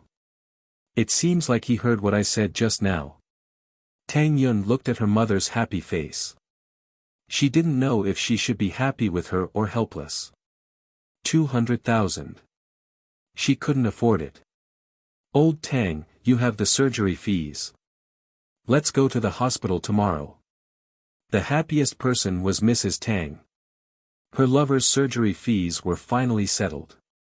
After the surgery, her lover would be able to stand up again. She wouldn't have to worry about the family alone. Sis, is brother-in-law really a rich second generation? Wei was surprised as well. He felt like he was dreaming. It was just a thought before. He didn't believe that his sister would be able to borrow 150,000 just like that. He didn't think that his sister would be even more influential. He borrowed 150,000 and got 200,000. What rich second generation? Tang Yun glared at him. He's not your brother-in-law either. You still have to pay him back. Hey, sis, you're shy. Wei smiled and nodded. Of course I have to. Dan and I have to live frugally. We'll pay him back. What do you know, you brat? Tang Yun snorted. But then she remembered that Wei wasn't a brat. He was only half a year younger than her, and he and Dan had been dating for a long time. It seemed like he was more experienced than her. Sis, thank brother-in-law for me. When he comes, you have to tell Dan and me. We have to thank him in person. Wei laughed. Yeah, Tang Yin sis, I really have to thank him. Dan felt like she was dreaming as well. An hour ago, Wei was still trying to sell his kidney, but now he'd raised the money. Tang Yun's chest hurt as she looked at her mother and brother's happy faces. Was it right or wrong for her to do this? Was this what they meant by sacrificing herself for the happiness of the whole family? Tang Yun gripped her phone tightly as she walked out of the house. She went to the yard again and hesitated. But Lin Yi didn't call. Tang Yun was annoyed. Didn't this guy treat money like it was money? He transferred 200,000 and he didn't even call to check if it was in the account. What if he lost it? Tang Yun dialed Lin Yi's number again. Hello? Lin Yi? Tang Yun saw that Lin Yi didn't respond and asked. Lin Yi responded. What are you doing? Why aren't you talking? Tang Yun was confused. Drink some water, it's done. Lin Yi put down the cup in his hand. Tang Yun's call came in while he was drinking.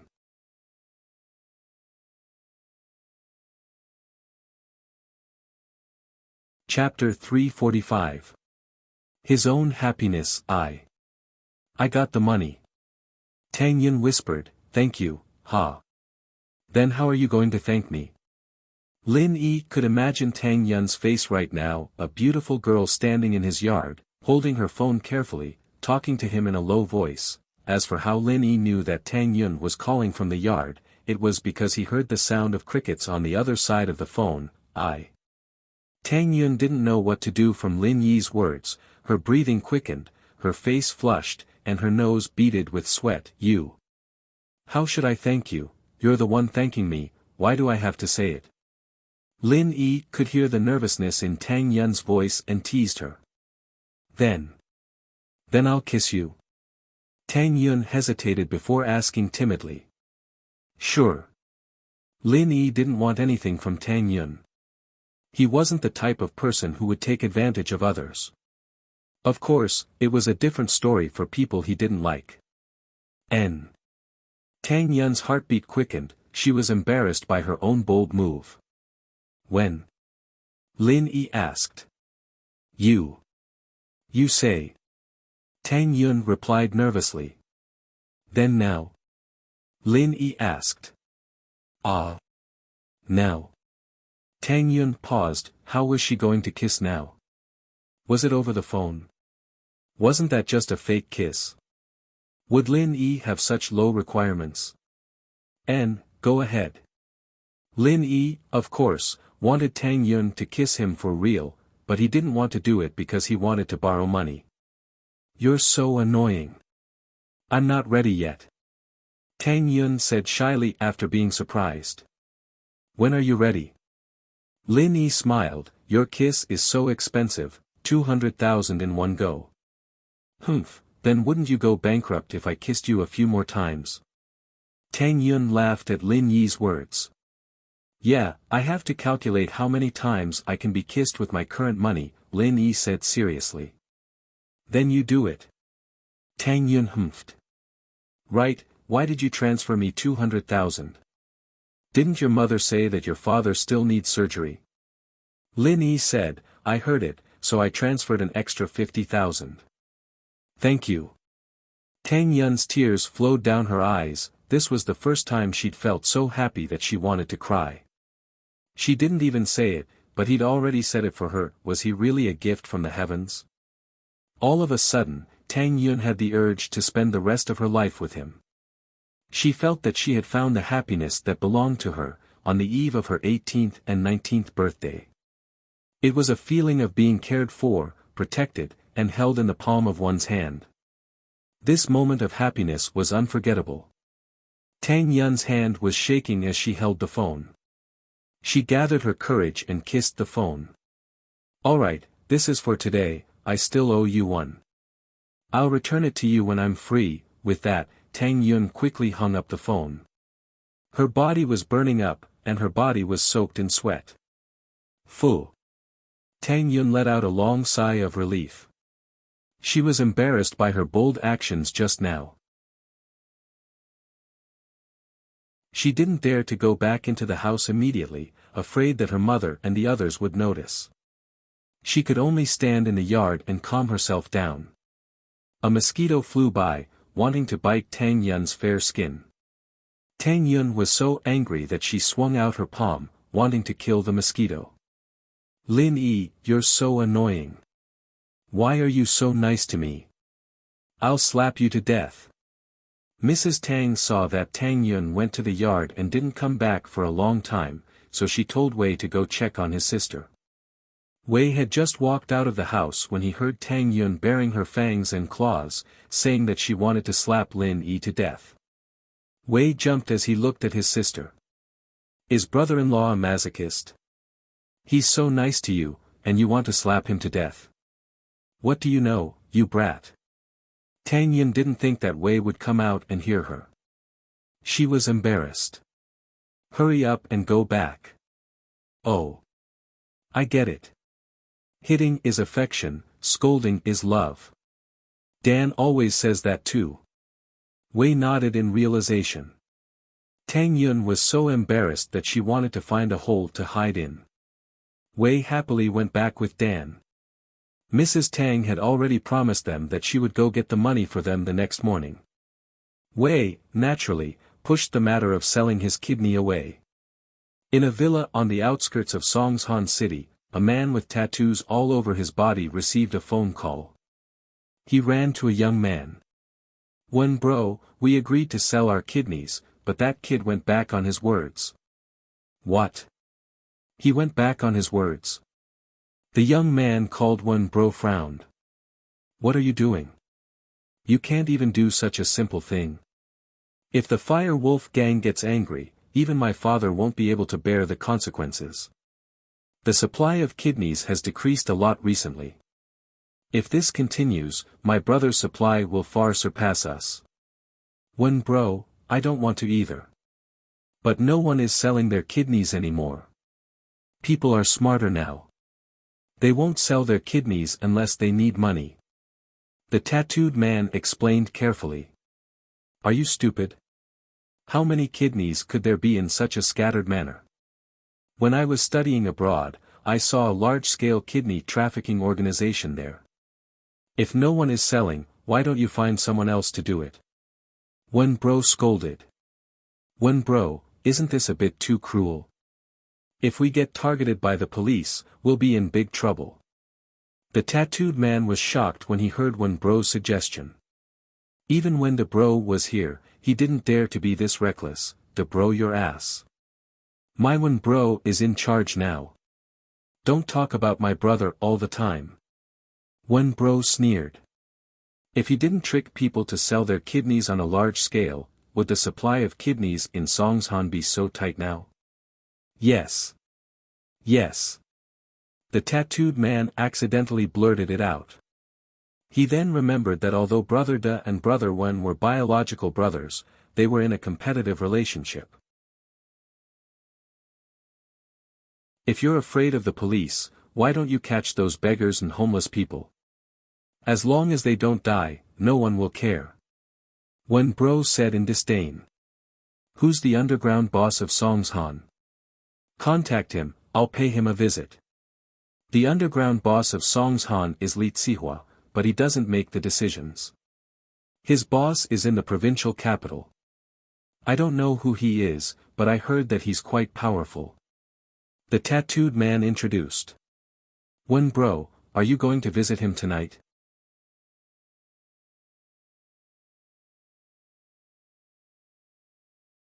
Chapter 346. An uninvited guest, yes. The tattooed guy nodded respectfully.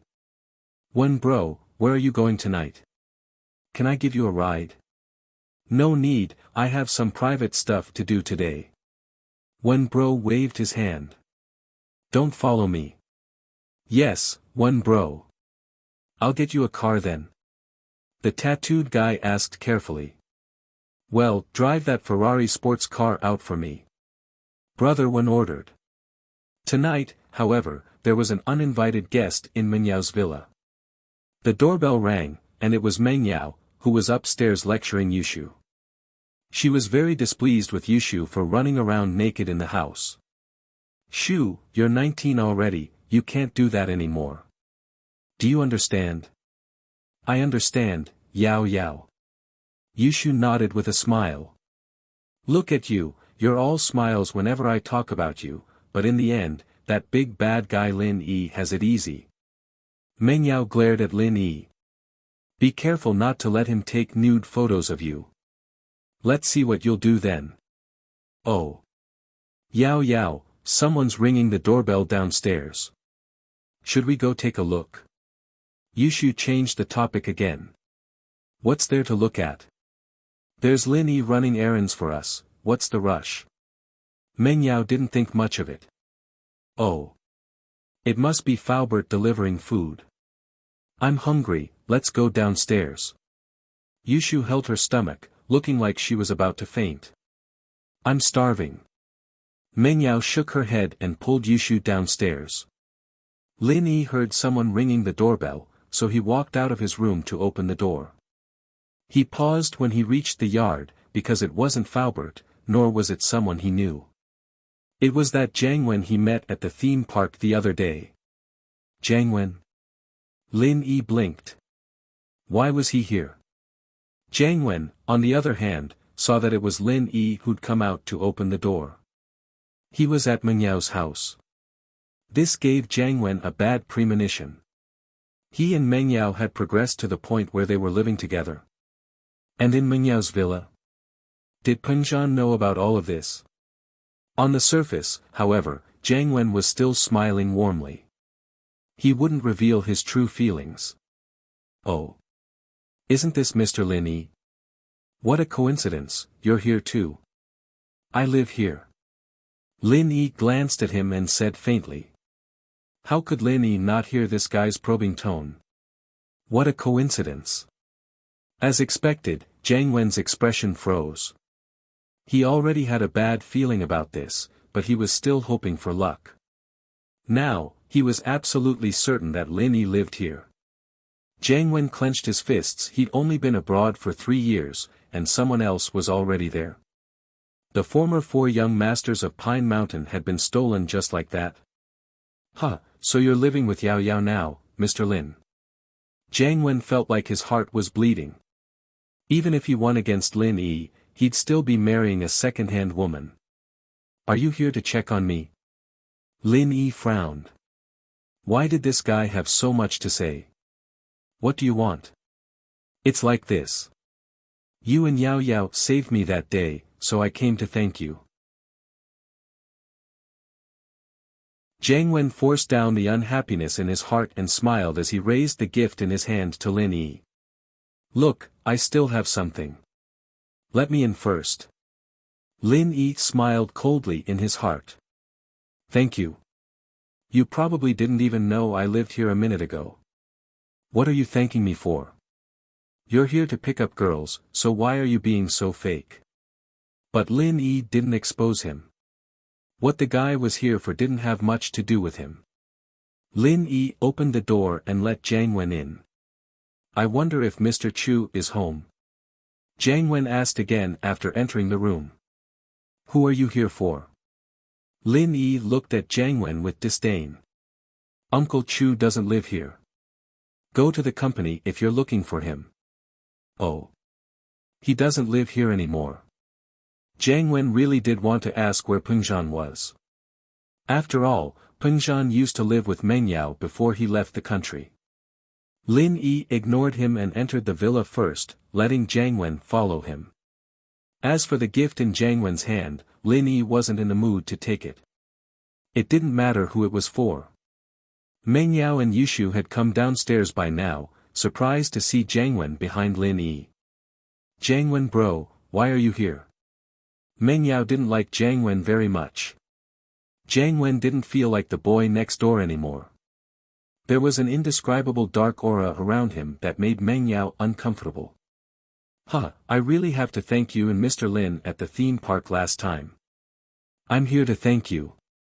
Jiang Wen said with a smile as he placed the gift on the coffee table in the living room. It was all foreign nourishment products, and it didn't look like something for young people. Lin Yi guessed that this guy might be here to visit Pengzhan, but Pengzhan didn't live here anymore. Jiang Wen bro, when did you become so fake? You wouldn't have done this before. Meng Yao said faintly. She felt that the distance between her and Jiang Wen was getting bigger and bigger. They weren't like siblings anymore. You're telling me that you're going to do nothing if I'm sick. That's because I'm too old-fashioned. Jiang Wen felt that he hadn't thought things through. He didn't even know where Pengzhan lived before coming here. These things weren't suitable for Meng Yao, but it was even more inappropriate to take them back. But these are things I brought back from abroad. It's fresh. Oh. Yao Yao, these things are worth a lot, right? Why don't we sell them? Yushu asked curiously as she looked at the gifts on the coffee table. Shu. Meng Yao glared at her. Even if you didn't like Jiang Wen, you still had to give him some face, right? Jiang Wen's mouth twitched. He was completely helpless against Yushu. He couldn't piss her off, and she was Meng Yao's best friend. He didn't dare piss her off. Hee hee. Yushu giggled, ignoring Jiang Wen as she turned on the TV. The atmosphere in the villa turned cold all of a sudden. You guys talk, I'm going back to my room. Lin Yi stood up and walked to his room. Talking to this Jiang Wen was a waste of time.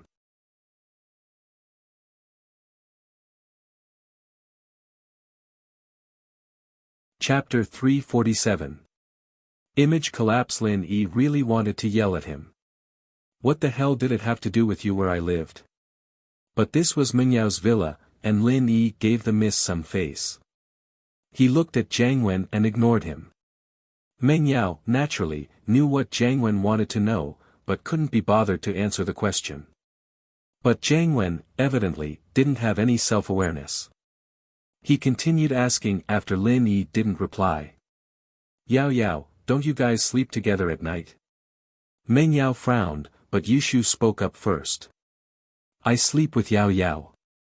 Jiang Wen almost teared up at Yushu's words. He wanted to say, good person, really good person. Shu, Jiang Wen bro has known you for so many years, and you've finally said something that makes Jiang Wen bro happy. You're just too good. Jiang Wen knew that his questions were a bit inappropriate, but he had to understand the relationship between Lin Yi and Meng Yao. This was related to his love, after all. He couldn't be careless. Huh, so you're saying that Mr. Lin isn't your boyfriend? Jiang Wen could see something from Meng Yao's attitude towards Lin Yi. He felt that Lin Yi didn't seem like Meng Yao's boyfriend at all. Meng Yao frowned. Jiang Wen bro, what do you want to know? Meng Yao was getting annoyed as well. Wasn't he just trying to confirm her relationship with Lin Yi? Then I'll just tell him and let him leave as soon as he understands. Didn't Shu tell you very clearly last time? The more Meng Yao said, the more confused Jiang Wen got. Where did this Lin Yi come from? Was he really Meng Yao's boyfriend or not? To be honest, Jiang Wen didn't really believe Yushu's words. After all, the girl didn't even bat an eyelid when it came to lying. She said something about bodyguard and shield last time, and that had a lot of different meanings. Jiang Wen didn't have the time to think about it last time at the theme park restaurant, but the way Meng Yao and Lin Yi looked at each other and didn't seem like a couple at all. So, Yushu was saying that Lin Yi was just Meng Yao's bodyguard? Or was it a shield to drive away those suitors? The more Jiang Wen thought about it, the more plausible it seemed. He wanted to pay a visit and get some information from Pengzhan, but Pengzhan wasn't here. He could only start from the person in question. Hee, I'm just asking casually. I don't have any other intentions. I'm just helping you check on him. Jiang Wen smiled. You're my lil sis, of course I'll help you take a look at your boyfriend. Oh, then take a look. Meng Yao was very annoyed. Jiang Wen hadn't been this annoying before, so why was he so impatient after coming back from abroad? Meng Yao could feel that Jiang Wen had feelings for her before, but Jiang Wen had never been this impatient before. Of course, Meng Yao misunderstood Jiang Wen. Jiang Wen was impatient because he saw his love rival. There weren't any suitors around Meng Yao that could be a rival, so Jiang Wen wasn't impatient at all. He thought that Meng Yao would be his sooner or later, and it didn't matter if it was sooner or later. But now, it was different. Lin Yi's appearance had completely messed up Jiang Wen's plans. He couldn't help but panic. From the looks of it, Lin Yi and Meng Yao didn't have a deep relationship yet. If he didn't panic now, wouldn't he be giving up? Alright. If that's the case, I'll invite Mr. Lin Yi out for dinner tomorrow night. I want to thank him for saving my life, and I also want to help you check on him. Jiang Wen said. Yao, what do you think? Give your guy a break. He can go if he wants, what does it have to do with me? Meng Yao said nonchalantly. Alright, I'll go talk to him. Jiang Wen heard Meng Yao's words and felt relieved. Meng Yao didn't care about Lin Yi at all. It meant that the two weren't as close as he thought. With that, Jiang Wen stood up and walked towards Lin Yi's room. He knocked on the door, and Lin Yi opened it to see Jiang Wen. What do you need? It's like this. Are you free tomorrow night? I'll treat you to dinner to express my gratitude. Jiang Wen smiled as he patted Lin Yi's shoulder. What do you think, Mr. Lin? Do me the honor. You're treating me to dinner.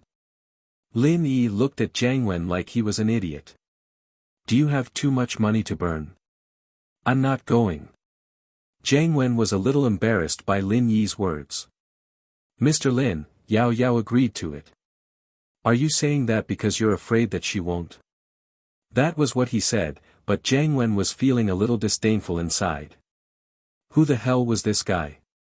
Trying to steal Meng Yao from me? If I don't show you what I'm capable of, you country bumpkin wouldn't know your place. Oh. The miss agreed. Lin Yi paused and looked at Meng Yao. She nodded at him. Lin Yi had no choice but to say, alright, tomorrow then. Where are we eating? Meng Yao actually didn't want Lin Yi to eat with Jiang Wen. Whether they ate or not had nothing to do with Meng Yao. The problem was that she was really annoyed with Jiang Wen. He kept asking questions in front of her. She might as well let him ask Lin Yi tomorrow. She needed to leave as soon as possible. She still needed to rest. Tomorrow night at 6, I'll wait for you here on time. We'll decide on the location tomorrow. Jiang Wen was even more confused. This Lin Yi didn't seem like someone who took orders from others. Why did he agree without a second thought when Meng Yao asked him to go? Could it be that this guy was really just a bodyguard and not Meng Yao's boyfriend? At that thought, Jiang Wen felt that it was very possible. Yushu's words couldn't be trusted, and Lin Yi might really have nothing to do with Meng Yao. Oh, okay. Lin Yi nodded. If this guy wanted to treat, then so be it. He'd eat his way out of the house tomorrow. How about I bring a brother with me? Sure, no problem. Jiang Wen nodded, agreeing to it. After getting Lin Yi's answer, Jiang Wen was satisfied. Meng Yao, on the other hand, had to walk him to the door out of politeness. She sighed in relief after Jiang Wen left. You're asking me to eat with him tomorrow? Lin Yi asked. He felt that Meng Yao was acting a little strange.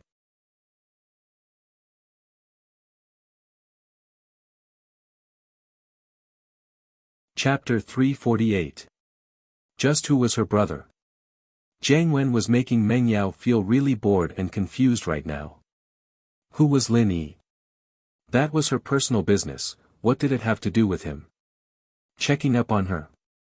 Did she need him checking up on her? Geez, I thought you had some ulterior motive for asking me to eat with him. Lin Yi was a little speechless. I shouldn't have said yes if I'd known. Well, it's fine. You go teach him a lesson tomorrow, he's been an eyesore for a long time now. Yushu raised her fist. He's nothing much, but he's so cocky, thinking that the Song's young master title's something. Isn't he just picking the biggest one out of the bunch? Shu, your brother's the head of the Song's young masters. Meng Yao said as she looked at Yushu, speechless. My brother?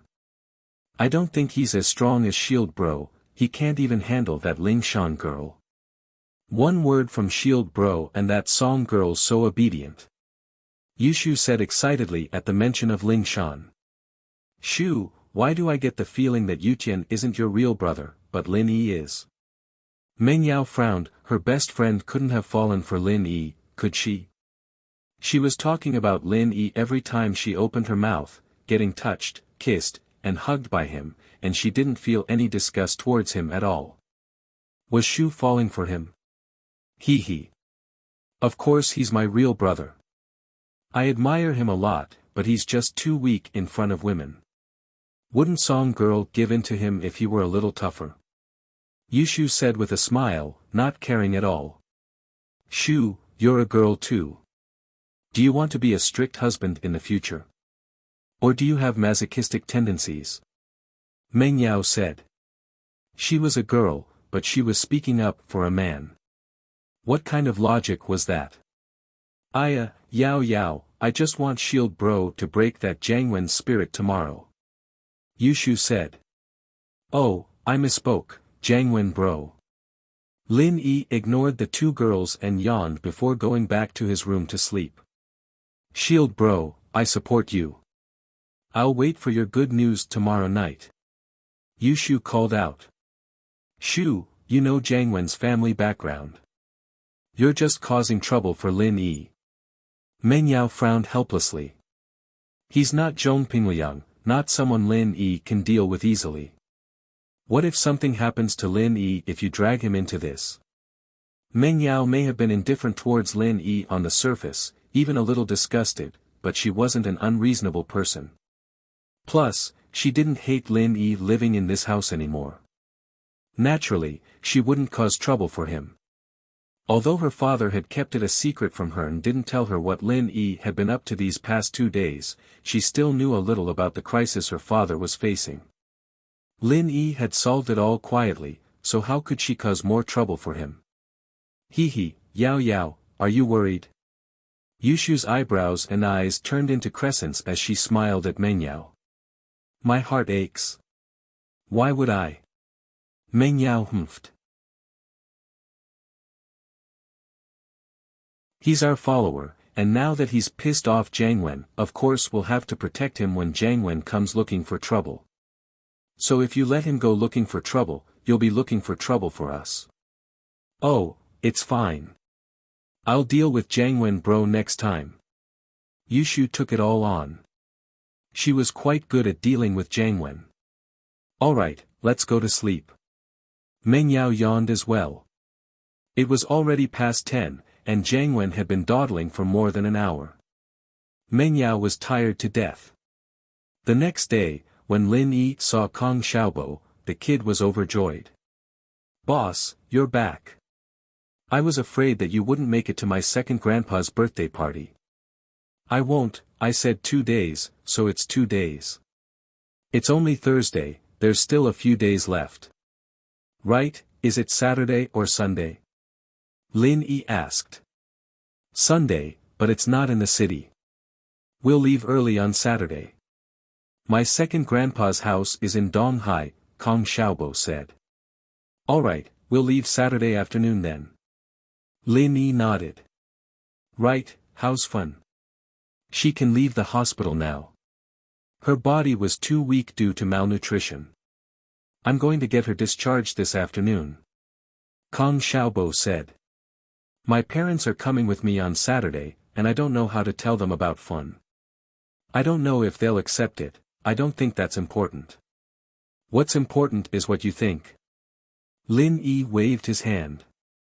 Xiaobo, do you really like fun? Tell me the truth. Kong Xiaobo hesitated. Nonsense, why would I ask you if you don't tell me the truth? Lin Yi glared at him. To be honest, when I first saw her picture, I was just moved. After all, it's normal to want to pursue a beautiful girl. Kong Xiaobo scratched his head in embarrassment.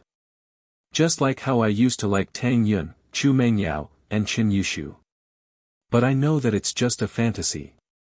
None of them will like me. If it wasn't for you, Tang Yun might not even recognize me now. I liked fun. At first, I sympathized with her because she's too pitiful and lovable. So, I couldn't help but want to give her more care and love. It's just that after a long time, I went to the hospital every day to accompany her, talk to her, and eat with her. I gradually got used to this feeling. If I don't see her for a day, I'll miss her. I think, I can confirm that I like her. Do you like her or love her? Lin Yi asked. Is there a difference? Kong Xiaobo shook his head blankly. Maybe there's a difference. Lin Yi sighed. He used to like a girl, the kind that he liked very much. She was Xiaoning. People say that you can sacrifice anything for love.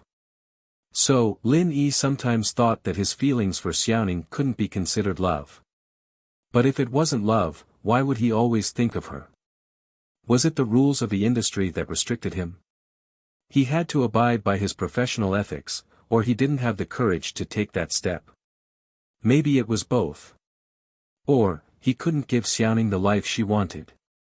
At least, he couldn't give it back then. But now. Lin Yi shook his head. Although he knew that escaping wasn't the solution, he had chosen to escape all these years. It was even more impossible for Lin Yi to take that step.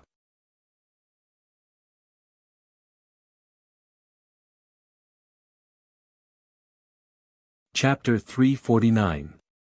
Tang Yun's treat. There are two ways. Lin Yi's thoughts were pulled back to reality by Kong Xiaobo's words. He shook his head, not wanting to think about those things anymore. At the very least, there was a huge disparity between his status and Xiaoning's. Although he had 100 million and a share of Pengzhan Industries, it was nothing compared to Xiaoning's family background. What way? Kong Xiaobo was overjoyed. First, you tell them the truth and try to get their understanding. Lin Yi said. I don't think that's possible. Kong Xiaobo's face was bitter. I wouldn't be worried if I could convince them. Second, don't say that Xiaofan is your girlfriend. Just say that she's your classmate. I won't bring Tang Yun, and Xiaofan will come with me. They won't suspect anything then. Lin Yi said. That's a good idea. But if Tang Yun doesn't go, can Xiaofan go? Kong Xiaobo was hesitant. That depends on what you tell Xiaofan. Lin Yi patted Kong Xiaobo's shoulder. Let's go to the classroom. Pin Liang was very depressed today. He knew that his uncle had left Pengzhan Industries, and he didn't know how he felt about his uncle's failure. Was it disappointment, or was it something else? Pin Liang realized that he was even a little excited. Subconsciously, he didn't want Pengzhan's position to be taken away by his uncle. If that happened, even if he got Mengyao, House Zhong would just be his uncle's subsidiary. But now, if he got Mengyao, House Zhong would soar. Mengyao was Pengzhan's only daughter, and he would become his only son-in-law. How could he not transfer some of the shares to him? And so, thinking about his bright future, Pin Liang was filled with hope and fighting spirit. However, he didn't know where to start. He couldn't write the letter of blood. Every time he wrote it, he would lose a lot of blood. If this continued, he would lose too much blood and faint. Xiaofu, on the other hand, didn't dare come up with any random ideas. Pin Liang had asked him a couple of times, but Xiaofu kept saying that he'd think of something else. The two of them sank into depression once more, and it seemed like they wouldn't be harassing Mengyao again until they came up with a plan. During the last class of the morning, Lin Yi received a message from Tang Yun asking him what he was doing at noon. Lin Yi replied with a text message telling her that he had nothing to do at noon and asked if she was busy. Tang Yin replied after a while. Wanna go to the cafeteria together? Ha! Lin Yi couldn't help but smile as he looked at Tang Yun's message. Did Tang Yun finally open up to him? Did he take the initiative to ask me out for a meal? Although part of it was because of the 200,000 yuan yesterday, if Tang Yun didn't accept him from the bottom of her heart, she wouldn't take the initiative to ask him out for a meal. Tang Yun wanted to borrow money, and he believed that as long as she asked, there would be a lot of rich secret admirers in the school who would take the initiative to ask her out. At noon, Kong Xiaobo was going to the hospital to handle the discharge procedures for Xiaofan. He also wanted to talk about going to the birthday party this weekend. Lin Yi, on the other hand, accepted Tang Yun's invitation and came to the shade of a tree next to the field. Tang Yun didn't want to wait in front of the cafeteria, so she asked Lin Yi to wait here. This was the place where the two of them had their first date. It wasn't really a date, but Tang Yun had some special feelings for this place.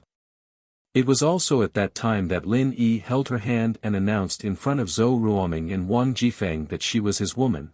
Tang Yun was a bit nervous. She held the meal card in her hand and couldn't sit still. The fifth class in the morning was a test.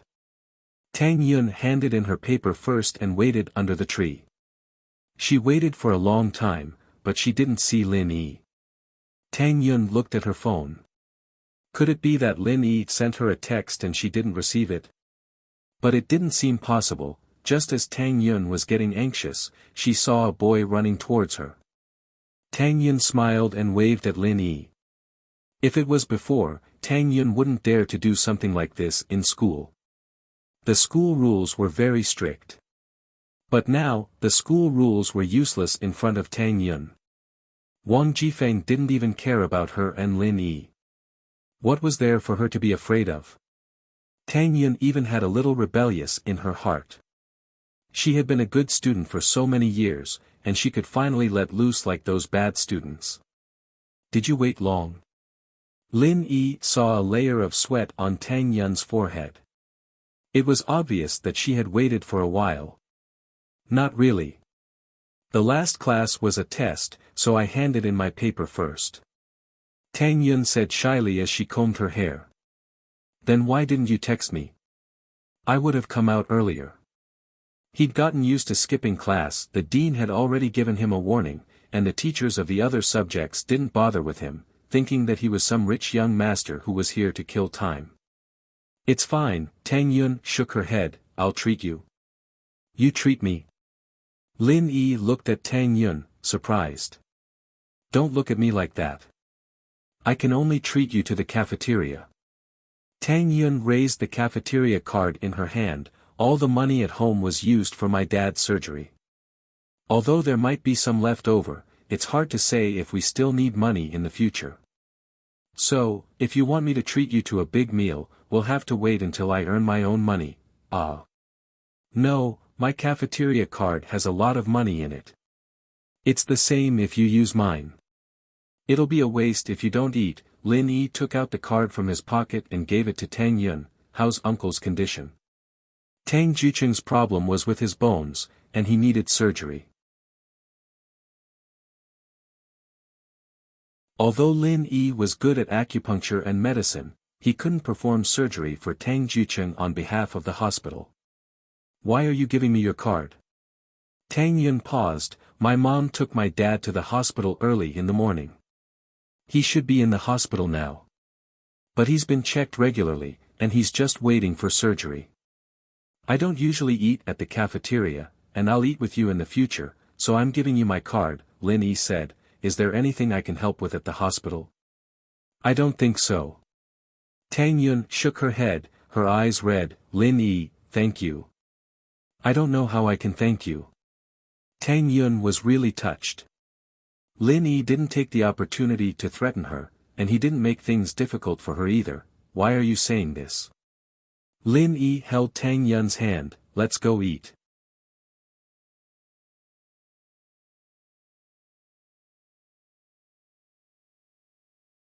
Chapter 350.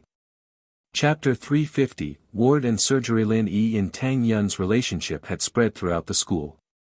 Their relationship wasn't a secret anymore, and Lin Yi announced that Tang Yun was his woman in front of Wang Jifeng.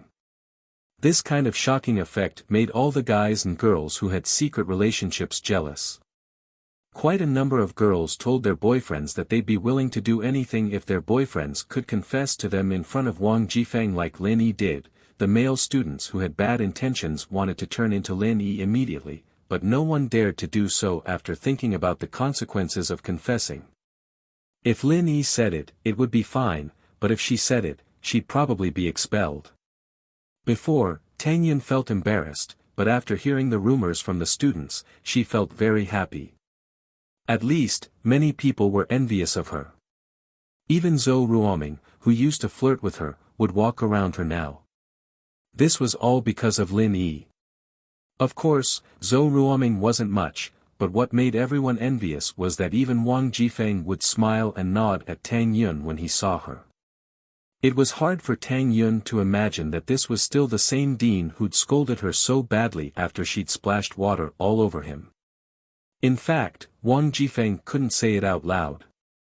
Tang Yun was Lin Yi's girlfriend. Who knew how far they had progressed? Did they even go to a hotel? What if Lin Yi remembered the scene that morning and told Tang Yun about it? Wouldn't Tang Yun know about it? So Wang Jifeng didn't dare to offend Tang Yun. He was even more afraid that Tang Yun would hate him because of that incident. That was why he was so kind to her. The phone in Tang Yun's pocket vibrated. Tang Yun froze. Only Lin Yi, Kong Xiaobo, Lu Xinwen, Xiaofan, and her parents knew her number. She was with Lin Yi right now. Who could it be? Wait, let me take a call. Tang Yun pulled her hand out of Lin Yi's grip and took out her phone from her pocket. It was her mother's number. Mom should know that I'm at school. Why would she call me at this time? Tang Yun was confused, but still picked up the phone. Hello. Mom. Ian, are you at school? Mrs. Tang asked anxiously. Yeah, I'm at school. I'm about to go to the cafeteria for lunch. What's the matter? Tang Yun was confused after hearing her mother's tone. Are you with Lin Yi? Mrs. Tang asked. Tang Yun was even more shocked. Her mother called to ask about this. Asking me if I've been with Lin Yi. Although it was funny, Tang Yun still said shyly, yeah. Yes. That's good. Mrs. Tang sighed in relief. Here's the thing. Go talk to Lin Yi. Doesn't he know someone from the hospital? Ask him to help you find someone. Ah. Tang Yun wasn't happy after hearing her mother's request. He's already lent us the money. Just go to the hospital for the surgery. What's the point of looking for someone? Isn't it troublesome enough? Ian, you don't know how crowded the wards are. If you don't know anyone, you'll have to sleep in the hallway. You don't want your dad to sleep in the hallway, do you? Mrs. Tang heard about Lin Yi asking for a ward for Xiaofan. Also, I want to find an orthopedic doctor for your dad's surgery, but his schedule is up. He only does 2 surgeries a week. It's already booked for the second half of the year. Can you talk to Lin Yi and ask him to cut the queue for your dad? Tang Yun sighed in her heart. She didn't want to trouble Lin Yi anymore, but her mother was telling the truth. She wouldn't have to worry about finding a good doctor to operate on her dad. Lin Yi was very close to Tang Yun. When she answered the phone, he smelled the fragrance on her white neck. It made Tang Yun uncomfortable. She wanted to push Lin Yi away to stop him, but her mother's words distracted Tang Yun. She forgot to scold Lin Yi. However, Lin Yi heard Mrs. Tang's words clearly. Before Tang Yun could say anything, Lin Yi took Tang Yun's phone. I'll talk to Auntie. Tang Yun knew that Lin Yi heard it. If he picked up the phone, it meant that he was willing to help. She couldn't help but look at Lin Yi gratefully. Auntie, I'm Lin Yi. I heard what you said. Lin Yi smiled. It's nothing. It's not a problem. Tang Yin blushed a little. She was talking to her mother on the phone, and Lin Yi overheard their conversation. How close was she to Lin Yi? Her mother wouldn't think too much, right? In fact, Mrs. Tang thought too much. She thought that her daughter and Lin Yi were hugging each other. However, she didn't reprimand her daughter. Instead, she was even happier. Mrs. Tang was extremely satisfied with Lin Yi. Hearing Lin Yi agree, she was immediately happy. That's great. Lin, I'll wait for your good news. Okay, I'll make a call now. Tell me the name of the chief physician. Lin Yi smiled. The hospital room wasn't a problem. Fun was going to be discharged today. He could just give the room to Tang Jucheng. The chief physician is called Su Tianda, Mrs. Tang said. If it doesn't work, we can find the deputy chief physician. Okay, I'll try. He ended the call with Mrs. Tang and called Guan Shuamin, not bothering with pleasantries. Guan Shuamin made a note of Su Tianda's name, agreeing to it without hesitation. Okay, it's done, Lin Yi said to Tang Yun. You can call your mother now. Okay, thank you. Tang Yun didn't know what to say. What else could she say other than thank him? Don't thank me next time. It feels distant. Let's meet Grandpa Guan on Sunday. Right, Guan Xian's grandfather, Lin Yi said. Ah. Guan Xian's grandfather? Tang Yun didn't know why, but she felt a little disappointed. Thinking about the relationship between Guan Xian and Lin Yi, Tang Yun felt a little jealous. Was this jealousy? Tang Yun shook her head. She didn't think that she would feel jealous one day. Tang Yun's phone rang again before she could call her mother. She picked it up and heard her mother's excited voice. Ian, it's done. You don't know, but Dean Qin arranged it himself. Director Su said that he'll arrange an additional surgery next Monday.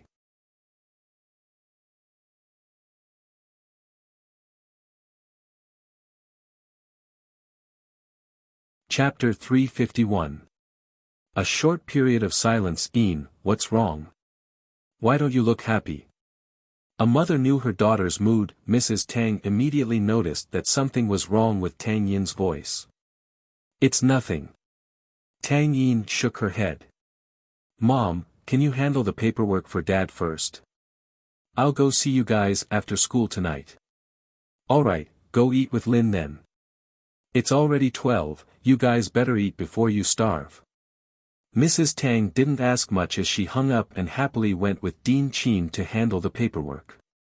Wang Xueming had spoken to Mrs. Tang about the medical fees. Naturally, Mrs. Tang was exempted from the medical fees, and Dean Qin was given some benefits within the scope of his duties. What's wrong? Are you unhappy? Lin Yi glanced at Tang Yun and smiled. No. No. Tang Yin, naturally, wouldn't admit what she was thinking. Let's go eat. Lin Yi and Tang Yun arrived at the cafeteria. There were a lot of people in the cafeteria, and it was very noisy. But those who saw Lin Yi automatically made a path for them. Lin Yi had already surpassed the Big Four in school. Pin Liang and Zhou Ruoming had been beaten up so badly that they didn't even dare fight back. Who would dare mess with someone like that? Tang Yin ordered 2 vegetable dishes and a meat dish, along with half a kilo of rice. The two found a table and sat down. There were already 2 students eating at the table, but when they saw Lin Yi, they quickly gulped down their food and moved away. Lin Yi was speechless, he didn't think that his notoriety would reach this point. In fact, Lin Yi hadn't done anything bad, nor was he a bully like Zhou Ruoming. All he did was teach Zhou Ruoming and Pin Liang a lesson. He didn't do anything else, did he? Tang Yin put the food on the table and realized that she'd been in too much of a rush. There were a lot of people in the line, so she just ordered half a kilo of rice. It was a little hard to eat now. Tang Yin wanted to get another bowl, but was afraid that Lin Yi would think that she didn't like eating with him. She was hesitating when Lin Yi spoke up.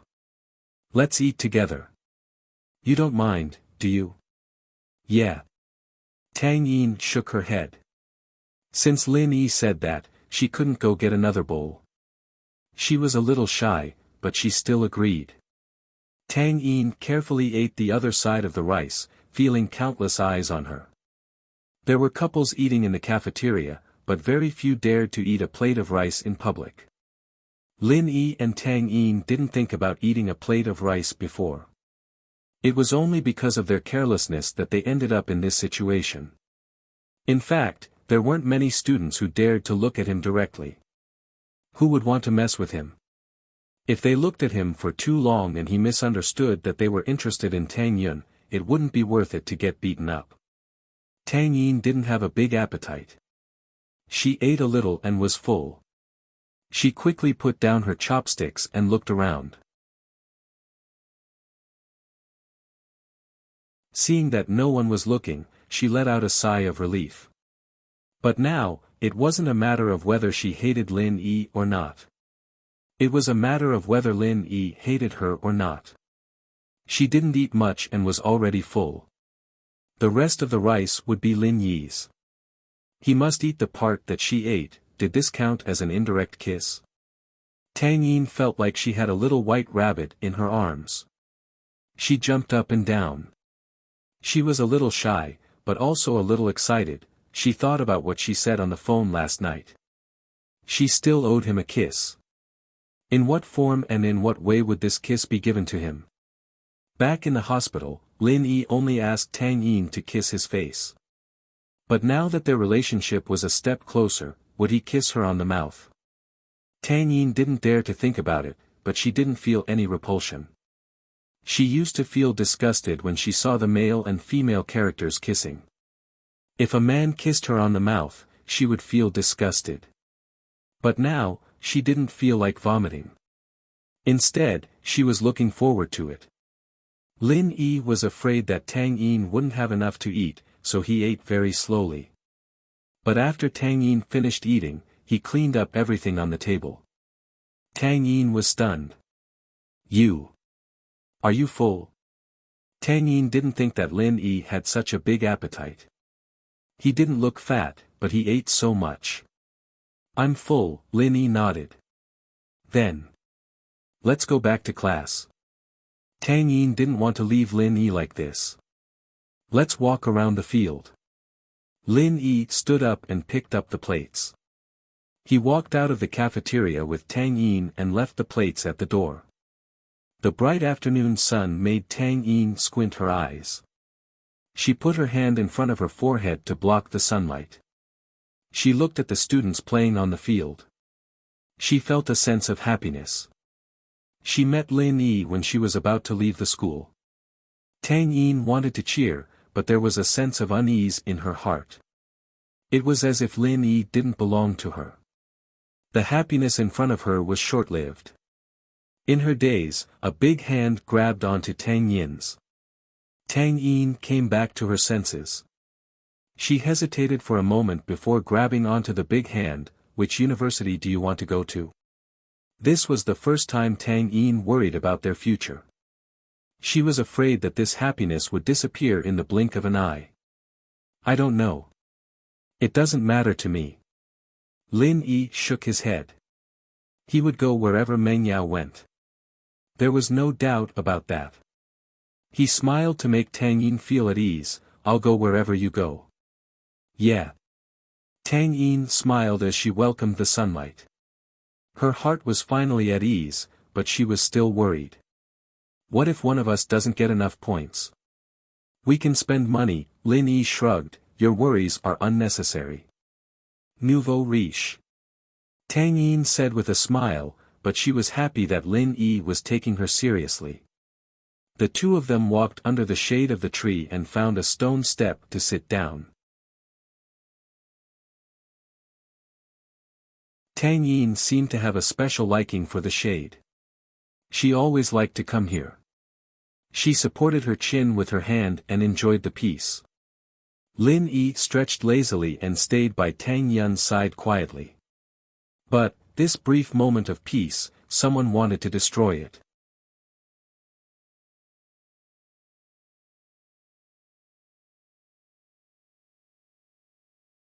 Chapter 352.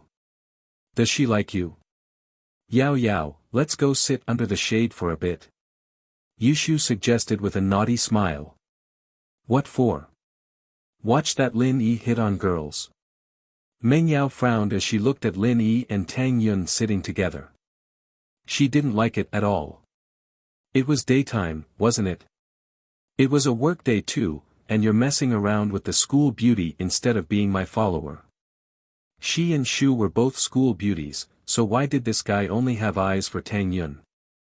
She was his boss, the miss. Even if he had a crush on someone, it should be her first. Meng Yao felt like she had been wronged. Was she that unattractive? Meng Yao didn't even care if he liked her or not, but the fact that he was ignoring her and going after another girl pissed her off. It was a blatant disregard. Even if he didn't like her, couldn't he just go for Shu? Why did he have to go for Tang Yun? Although, one had to admit that Lin Yi and Tang Yun in their school uniform really did look like a couple from afar. Perhaps they were a couple after all. Heh, let's see how he hits on girls, we'll learn from him. Yushu nodded. Shu, we're girls, we can't hit on girls. Our sexual orientation is fine, otherwise we'd be a couple a long time ago. Meng Yao looked at Yushu speechlessly. Oh, let's go see Tang Yun then, let's learn how to hit on handsome guys. Yushu was just finding an excuse to keep Meng Yao company to satisfy her curiosity. Is Lin Yi a handsome guy? Do I even need to hit on him? Meng Yao curled her lips. I don't like him at all. But, she still walked towards Lin Yi with Yushu despite her words. Lin Yi couldn't help but smile bitterly when he saw the two misses walking towards him. These two girls were probably here to cause trouble, and it seemed like Yushu had tricked Meng Yao into coming here. With her personality, there was no way she'd get involved in something like this. Yao Yao sis, the shade here is very cool. Yushu pulled Meng Yao to the steps under the tree, but the steps were occupied by Lin Yi and Tang Yun. Yushu didn't have a place to sit. Hey, Arrow. Move over a little, give me the shade. Yushu almost said, shield bro when she opened her mouth, but luckily she stopped herself in time. She couldn't expose her relationship with Lin Yi in front of outsiders, or Yao Yao would be pissed. Tang Yun was a little annoyed by Yushu's overbearing words. "We were under the tree first, why should we give it to you?" But a few days ago when she went to see Lin Yi, Yushu had asked her about it passionately, so Tang Yun didn't want to get angry. But Lin Yi didn't seem to hear anything, and didn't move an inch. Tang Yun, on the other hand, was starting to panic. Lin Yi's reputation had surpassed the Big Four, but even the Big Four didn't dare mess with Yushu. She was an existence that transcended the Big Four, and even Pinliang and Zhou Ruoming were quite afraid of her. Tang Yun had heard about how Wu Xiaocan had been punished for talking bad about Yushu, and so she was a little afraid that Yushu would take revenge on Lin Yi. "Why don't we go, don't mind them." Lin Yi had already guessed that Yushu was here to mess around, and he didn't want to bother with her. He'd leave her alone for now, and she'd leave later if she got bored. Yushu was a little depressed that Lin Yi didn't work, but she didn't want to expose her relationship with Lin Yi. She could only look at Meng Yao pitifully. "There's a tree over there, let's sit there." Meng Yao wouldn't fight with Lin Yi like Yushu did. "Ah. Yao Yao, but I like it here." Yushu didn't want to leave. She hadn't heard what Lin Yi and Tang Yun were talking about yet. "Then you stay here, I'm leaving." Meng Yao felt a little awkward. What was she supposed to do when Lin Yi was hitting on a girl here? "Oh, okay." Yushu said as Meng Yao started walking away. She could only follow her to the shade on the other side of the tree. Meng Yao found a clean stair and sat down. She took out her MP4 and started watching an episode of Pleasant Goat and Big Big Wolf with Yushu. Yushu, on the other hand, kept her eyes on the MP4, and glanced at Lin Yi from time to time. She wanted to see what he was doing, but he was still as lazy as ever. He wasn't flirting with Tang Yun either. She lost interest and turned her attention back to Meng Yao's MP4. What are they doing? Why are they acting so weird? Tang Yun didn't understand what was going on with Yushu. She came over to scold Lin Yi, and then left. What was going on? You mean Yushu? Don't bother with her. That girl is always crazy. Who knows what she's doing all day long? Lin Yi shrugged. Tang Yun looked at Lin Yi oddly. Her instincts told her that Lin Yi was hiding something from her, but she didn't know what it was. Are you close with her? She's in our class, of course I'm close. Lin Yi nodded vaguely. Oh. She likes you? Tang Yun's words were shocking. Wah. Lin Yi's eyes went wide as he looked at Tang Yun, shocked. What did you say? She likes me. Yushu did confess to him, but it was all fake.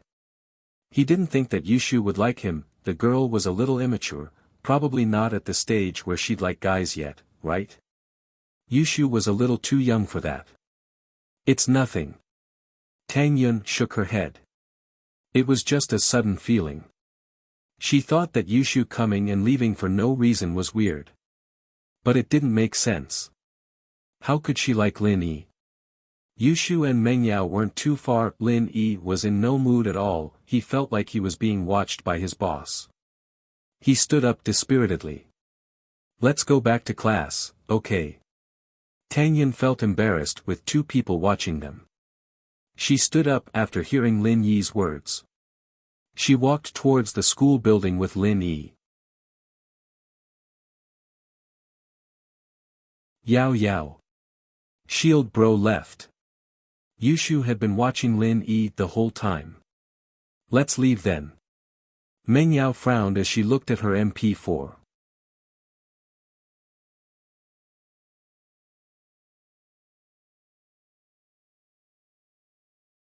Chapter 353.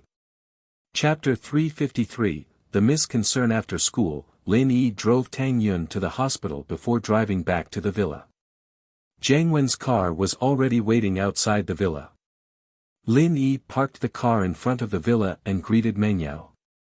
Meng Yao was the one who agreed to the dinner with Jiang Wen tonight, so she didn't say anything. Meng Yao spoke up suddenly when Lin Yi walked to the door. Don't drink so much, and don't go to those dirty places. Ah. Lin Yi paused. He didn't think that Meng Yao would care about people. Her tone was commanding, but Lin Yi could hear the concern in her voice. It's nothing, do whatever you want. Meng Yao turned her head away, ignoring Lin Yi. Meng Yao could vaguely guess what Jiang Wen was planning to do. Meng Yao didn't usually participate in the activities of these rich kids, but she had some understanding of their methods, especially with a little spy like Yushu. She wasn't a stranger to what Jiang Wen and his people were doing. This was also why Meng Yao didn't have any other feelings for Jiang Wen other than that of a sister. Drinking and playing with women all day, and now he wanted her as his girlfriend? Why? Ha, don't worry, I'm actually a good girl. Lin Yi smiled and left the villa. Shield bro, you go teach those two a lesson. I'll cheer for you, make sure to embarrass them. Yushu waved her fist. I'll try my best. Lin Yi nodded. Even if Yushu didn't say anything, Lin Yi would have taught this annoying Jiang Wen a lesson anyway. He didn't want him to bother him all the time. After Lin Yi left, Yushu spoke up. Yao Yao, I have some big news for you. Oh. What did you hear when you went out? Meng Yao sent Yushu out as a spy again. Lin Yi could sense her, but Jiang Wen might not be able to. So, Yushu heard everything Jiang Wen said. Jiang Wen bro and Taizao bro said that they're going to order a chicken for Shield bro, and they're going to record it and mail it to your dad to ruin his reputation. Then you can break up with him. Yushu said. Chicken. Meng Yao blinked, ordering a chicken. Only then did she realize that Yushu was using a demonstrative pronoun. She thought it was a dish from the restaurant. She blushed and said, Shu, don't say such ugly words. Call her miss. Oh, that's a prostitute. They went to find a prostitute for Shield bro. Yushu nodded. Yao Yao, do you think we should tell Shield bro to be careful? No need. If he's that stupid to fall for it, he can only blame himself for being too perverted. It's just right for daddy to fire him. Meng Yao humphed, thinking that Jiang Wen was really filthy. She wondered if Yushu's brother was the same as them in the past. Lin Yi walked out of the villa and saw a Porsche 911 behind Jiang Wen's Ferrari. Beside the car was Su Taizao, the guy he met at the theme park restaurant the other day. Lin Yi didn't have a good impression of Taizao. The guy was yelling and screaming that day, and Lin Yi didn't like it at all. But now, the guy was all smiles as he greeted Lin Yi. Mr. Lin Yi, it's nice to see you. Thank you for what you did for Bro that day. Lin Yi waved his hand and ignored him. Jiang Wen walked up to him. Bro Lin, I didn't expect you to be in the same class as Yao Yao. Jiang Wen had already found out that Lin Yi was Meng Yao's classmate, so it was natural for him to call him Lil Bro Lin according to their age. Ah. I guess so. Lin Yi nodded faintly. Aren't we going to eat? That's right, let's go now. I've booked a room at Starlight Hotel, let's go now. Jiang Wen introduced, worried that Lin Yi didn't know about it. Starlight Hotel is one of the most luxurious hotels in the city. We used to go there a lot. There's special services too. Taizao walked over as well, patting Lin Yi's shoulder like a family member, as if saying that they were both men, and they had a tacit understanding. Is that so? I'll have to see it then. Lin Yi nodded, looking at them expectantly. He was smiling coldly inwardly. Meng Yao was right, these two were up to no good, trying to set a trap for him. Jiang Wen breathed out in relief when he saw that Lin Yi didn't reject the idea. Taizao, on the other hand, was overjoyed. He was worried that Lin Yi wouldn't agree, but it'd be great if he did. There were plenty of programs, and he wasn't afraid that Lin Yi wouldn't be satisfied. But, you'd have to pay a price for it after it's over. Ha! Let's go now. Do you want to take my car? Jiang Wen pointed at his Ferrari. It's fine, I'll drive myself. Lin Yi pointed at his broken van. Jiang Wen paused, not expecting Lin Yi to drive a broken van instead of a sports car. But since Lin Yi was willing, he didn't say anything. Sure, it's more convenient if we have our own car. Jiang Wen and Taizao got on the car and drove toward Starlight Hotel, with Lin Yi following behind. Starlight Hotel was one of the most luxurious hotels in Songshan, after all. It had dining, entertainment, karaoke, and nightclubs in one place. Just the parking lot alone was as big as a field. Jiang Wen and Taizao drove the car into the parking lot, and Lin Yi followed them in, only to be stopped by a security guard. Hey, delivery through the back door. The guard glared at Lin Yi. Don't you know the rules? You're new, right? Delivery. Lin Yi paused, knowing that the guard had misunderstood. He shook his head. I'm here to eat. Eat? The guard paused at Lin Yi's words before laughing out loud. You're driving this car to eat. Do you know what the lowest price is here? One meal is enough to buy this car of yours. Alright, stop messing around, let's go. I'm really here to eat. Lin Yi didn't want to argue with this snobbish guard. I don't care what the lowest price is here, someone's paying. Someone's paying. Who'd treat you? Alright, stop acting cool and get the fuck out. I've seen a lot of people like you, there's at least 8 or 10 of them every day, trying to steal something from the parking lot. The guard looked at Lin Yi with disdain. Who'd treat you, unless they're retarded?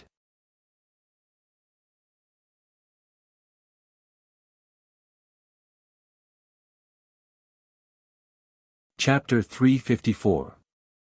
Chapter 354, Jiang Wen's ploy. After all, the people he interacted with were all rich people, and it was only natural for him to feel a sense of superiority.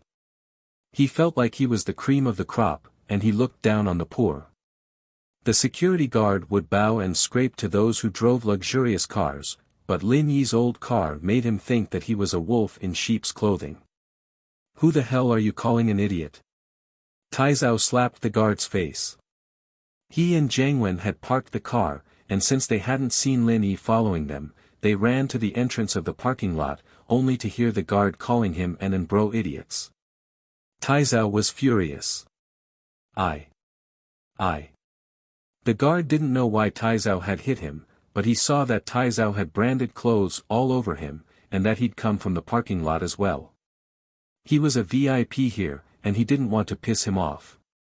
I wasn't calling you an idiot, you're still fucking lying. Taizao slapped the guard again. I'm treating him to a meal, and you're calling me an idiot? You think I didn't hear that? Ah. The guard froze, not expecting someone to treat someone with a broken van. Jiang Wen walked over as well, frowning. What's wrong, Taizao? This guard is calling us idiots. Does he want to die? Taizao was very pissed off. He and bro used to be the Songshan 4 young masters back in the day, and all the security guards and managers of the entertainment venues knew them.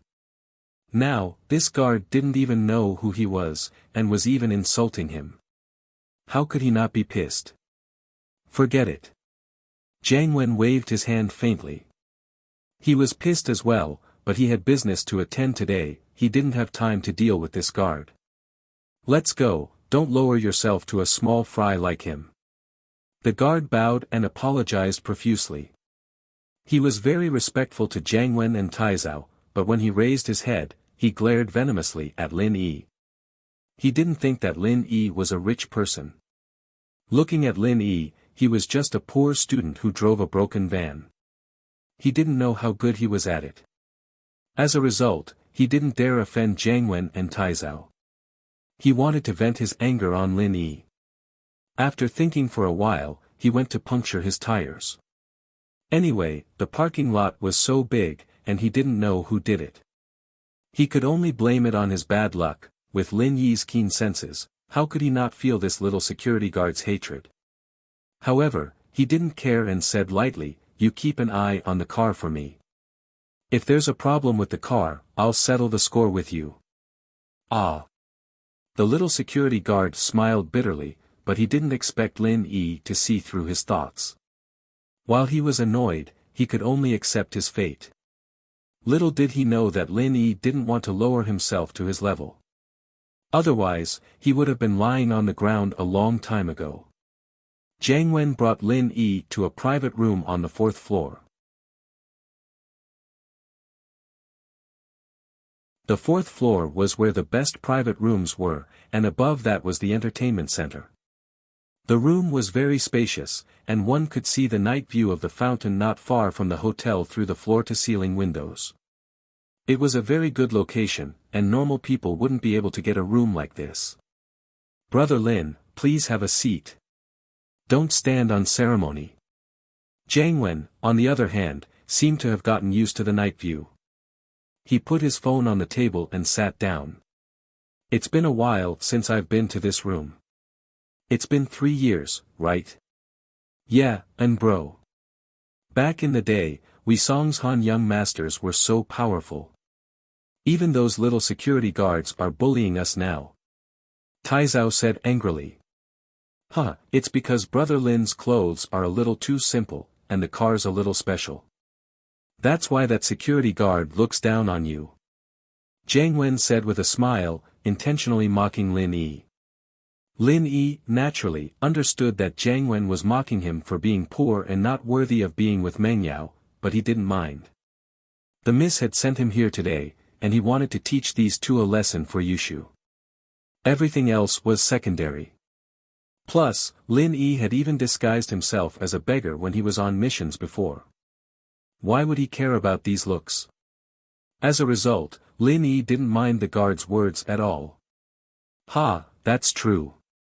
Taizao smiled, understanding what Jiang Wen was getting at. "Lil bro Lin, you need to get Yao Yao to buy you some good clothes, or you'll lose face if you go out like this." "I did, but I'm not wearing it." Lin Yi said with a smile, naturally understanding what the two were trying to say. Meng Yao did buy clothes for Lin Yi, but Lin Yi always wore his school uniform when he went to school. "Taizao, Brother Lin, this is called keeping a low profile. What's the saying? Pretending to be a pig to eat a tiger." Jiang Wen explained with a smile. "Yeah.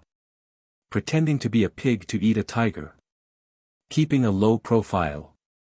Taizao nodded. These two, naturally, were being sarcastic. As far as they were concerned, Lin Yi wouldn't be able to pretend to be a pig even if he wanted to. Lin Yi didn't explain. "Laugh all you want, I'll make you cry later." Jiang Wen joked with Lin Yi a couple of times, feeling a bit better. But he didn't dare make it too obvious, afraid that Lin Yi would get angry and leave. He didn't wait for Lin Yi to speak and raised his hand to call for the waiter to bring out the dishes. The dishes had been ordered beforehand, and Jiang Wen had called the hotel to prepare them before he left Meng Yao's villa. So, after Jiang Wen gave the order to the waiters, the delicacies were placed on the table one after another. Jiang Wen secretly pressed the record button on his phone. He'd put his phone on the table intentionally, aiming the camera at Lin Yi to record the guy's embarrassing face. As far as Jiang Wen was concerned, Lin Yi probably hadn't eaten all these delicacies before. If he really ate like this, he'd record it and use it as a joke. Of course, this wasn't the main point. The show he'd arranged was the main point. "Brother Lin, don't be so courteous. There's only 3 of us, we don't have that many rules. Let's eat." Jiang Wen raised his wine glass. "Come, let me toast you. You saved my life last time, so I won't say any more thank yous words. It's nothing, and it's Yao Yao's orders, too." Lin Yi raised the glass in his hand and took a sip before putting it down and starting to eat.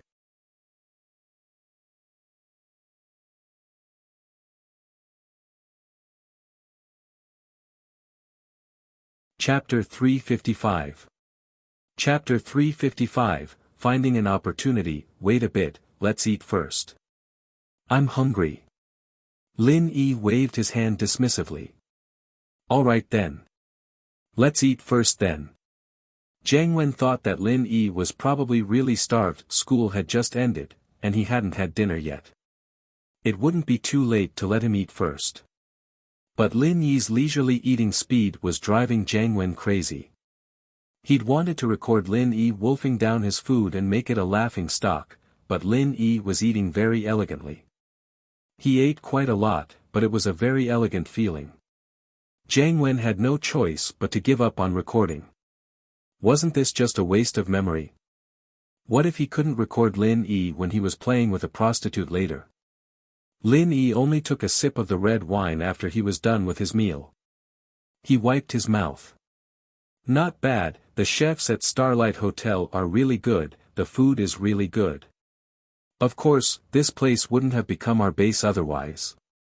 Taizao said proudly. Back in the day, us young masters of Songshan used to come here all the time. Brother Lin, we're full now.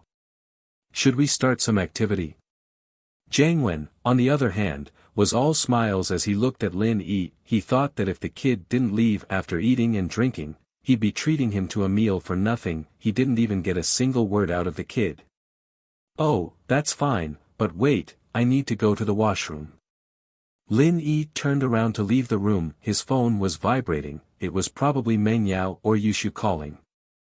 Lin Yi didn't want to answer it in front of Jiang Wen and Taizao. Isn't there a washroom in this room? Taizao pointed at a small door in the room. I'm not used to sitting toilets. Lin Yi smiled. I ate too much, my stomach's a little uncomfortable. Huh, alright then, hurry up and come back soon.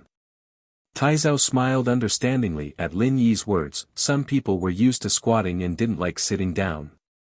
It was normal. Lin Yi went to the washroom, and Jiang Wen and Taizao decided to discuss their next step. They wanted Lin Yi to find a prostitute and record the whole process. It didn't matter if he was Meng Yao's boyfriend or not, as long as they gave the video to Peng Zhan, he'd be done for. Lin Yi walked quickly to the washroom and picked up the phone. It was indeed Yushu. Shield bro, I'm asking you on behalf of Yao Yao. Yushu said seriously, have you found Miss yet? Hee, not yet. Lin Yi smiled. I just finished eating. Sister Yao Yao said you're not allowed to look for her. If you do, don't come back. Meng Yao's voice came from the other side just as Yushu finished. Shu, what are you talking about? I didn't say that. Hee, Shield bro, did you teach those two a lesson? Yushu giggled. I didn't find a chance. Let's wait and see. Lin Yi couldn't just beat them up like that, could he? He needed a reason, and Lin Yi didn't want Yushu's words to cause trouble for them. These two were clearly a level higher than Pinliang and Zhou Ruoming. It was best to let them suffer in silence. Okay, then you have to teach them a lesson. Yushu said. I'm hanging up now, you have to hurry. Lin Yi hung up and walked out of the washroom, thinking of a plan as he walked. Suddenly, he heard a familiar name coming from a private room. Sihua bro, what do you think of these two girls? They're the best in Starlight, the best in this place. I spent a lot of money to get them here. A flattering voice came from the private room. Although the voice was very humble, it was very loud, and it was obviously a little unscrupulous. Okay, not bad. A man's laughter came from the room. It was Tsihua's voice that Lin Yi saw the other day.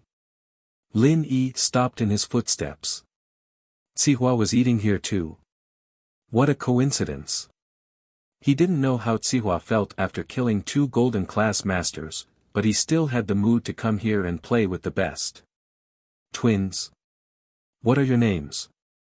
Tsihua was evidently interested as he asked with a perverted voice. I'm Shue, and she's Hua. One of the twins said softly, the bolder one. Okay, Shue Shue, nice name. Sihua laughed loudly.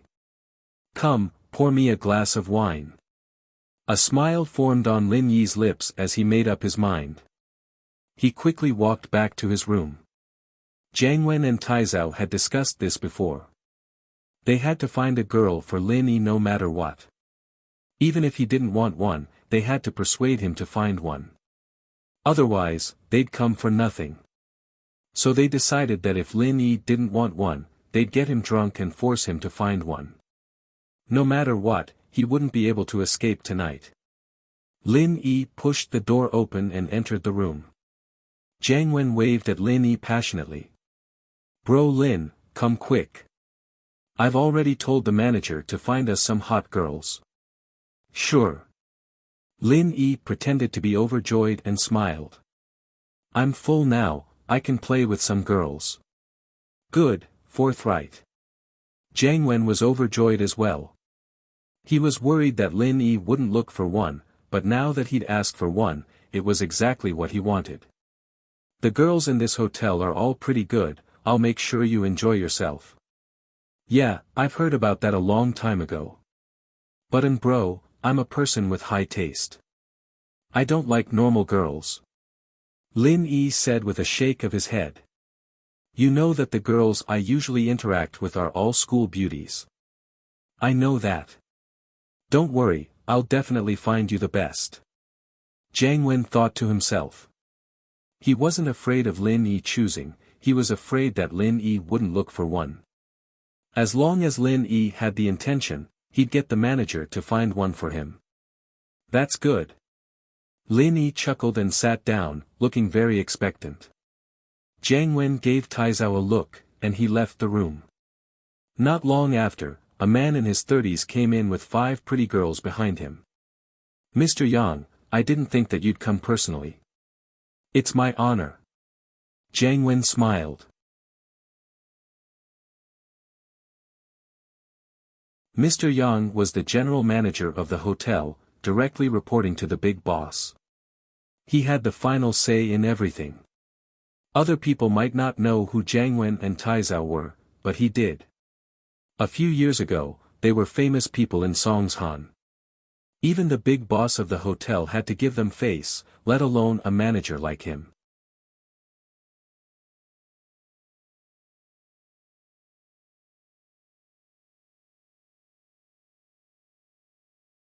Chapter 356. Having a target, Masterin, see if these are to your liking. Mr. Yang said with a smile as he showed the girls behind him. Huh, Brother Lin is the guest today. Brother Lin, see if you like them first. Jiang Wen said with a nod to Lin Yi. Oh, can I pick 2? Lin Yi asked after one look. Of course. Taizao nodded, he'd been afraid that Lin Yi wouldn't pick, but now he could even pick all of them, let alone 2. The more people there were, the messier it'd be. It'd be more convincing if he showed them to Chu Punjan. That's great. Lin Yi smiled. But, to be honest, none of them are to my liking. Jiang Wen and Taizao frowned at Lin Yi's words. Wasn't Lin Yi being a little too picky? These 5 girls weren't top-tier beauties, but they'd still be top-tier beauties after putting on makeup. How could Lin Yi not be interested in any of them? Was his standards really too high, or was he doing this on purpose? But no matter what, Jiang Wen had no choice but to ask Mr. Yang to switch. Jiang Wen pretended to be angry. Mr. Yang, what's wrong with you? Is it because I haven't been here for a few years that you're not giving me face anymore? Are you trying to fool us with these kinds of girls? I wouldn't dare. Mr. Yang sweated. I'll go switch them right now. These 5 girls really weren't the best of the best in the Starlight Hotel. Taizao had told him to find some good ones to entertain the guests, and so Mr. Yang thought that these 5 were more than enough. He didn't think too much about it. Who would have thought that this customer was a picky one, and now he'd pissed off Master and as well. It wasn't worth it, and he quickly left the room with the 5 girls. Jiang Wen could tell from Mr. Yang's expression that these 5 weren't the best of the best. He couldn't help but look at Taizao, puzzled. Why was this guy so unreliable? Since Lin Yi hung out with Meng Yao and Yushu all the time, his standards must be higher than the average person's. Would he even be interested in a normal girl? I'm so sorry, Brother Lin. This Mr. Yang is really bad at handling things. Jiang Wen couldn't blame Taizao, so he pushed the blame onto Mr. Yang. Nothing. Let's wait and see. Lin Yi shook his head slightly, feeling amused. Even if you brought a heaven immortal, I would still look down on you. After a while, the door of the private room was pushed open again. This time, Director Yang brought 3 girls who were obviously a grade higher than the previous 5 into the private room. Master and Master Lin, how did it go?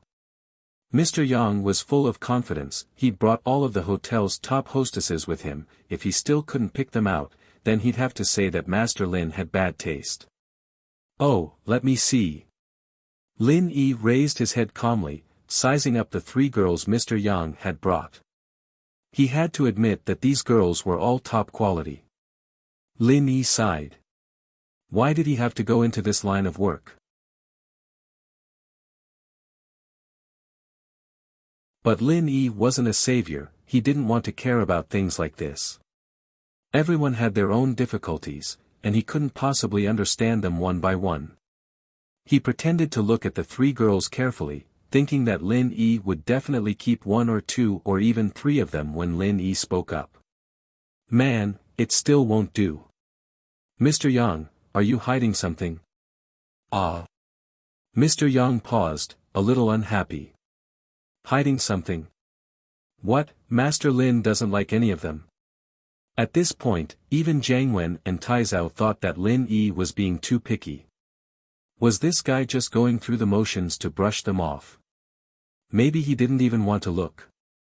Jiang Wen had his suspicions, but he couldn't say it already. What if Lin Yi was really that picky? Brother Lin, don't tell me that you don't like any of them. Taizao's words were a little forceful. After all, even he was a little moved by these 3 girls, but Lin Yi didn't like any of them. Ahem. Alright, I'll get straight to the point then. Mr. Yang, I heard that Starlight has 2 top hostesses, a pair of twins. Lin Yi pretended to be unhappy. I've heard so much about them, it's not just a rumor, is it?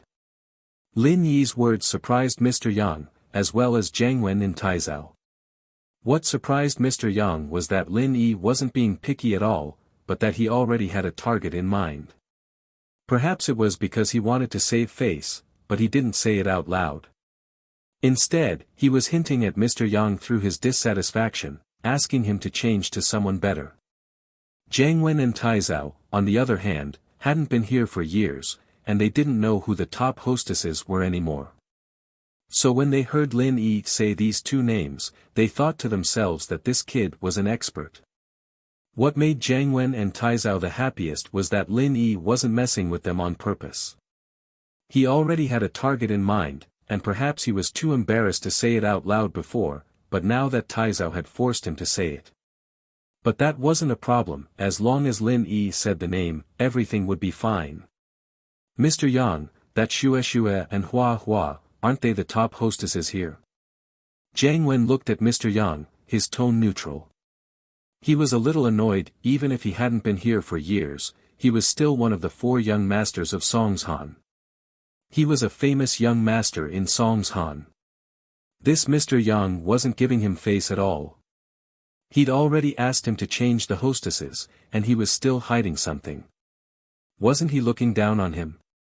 Mr. Yang's heart tightened at Jiang Wen's anger. He knew that Jiang Wen had misunderstood. He quickly explained, Masterin, please don't be angry. Xue and Hua are the top hostesses here, but they've already been picked up by other customers for a large sum of money. Large sum of money? Humph, tell them to come over, I'll pay them even more. It's just money, isn't it? I've got plenty of it. Jiang Wen panicked. Lin Yi finally had a target, and now they've been picked by someone else. How could he let that happen? That's against the rules, isn't it? Mr. Yang sighed. The current Songshan wasn't the fourth young master's world anymore. Your families all have their own backgrounds, but there's someone here who's no weaker than you all. He's the one who picked Shue and Hua tonight. Can I go get them back? And bro, let's just forget about it. Since Mr. Yang's in such a difficult position, let's talk about it another day. Lin Yi said, pretending to be a nice guy.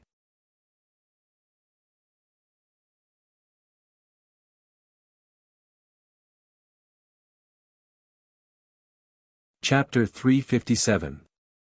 Chapter 357, The Fox Exploiting the Tiger's Might. Jiang Wen knew that tonight was a good opportunity for him to take down Lin Yi.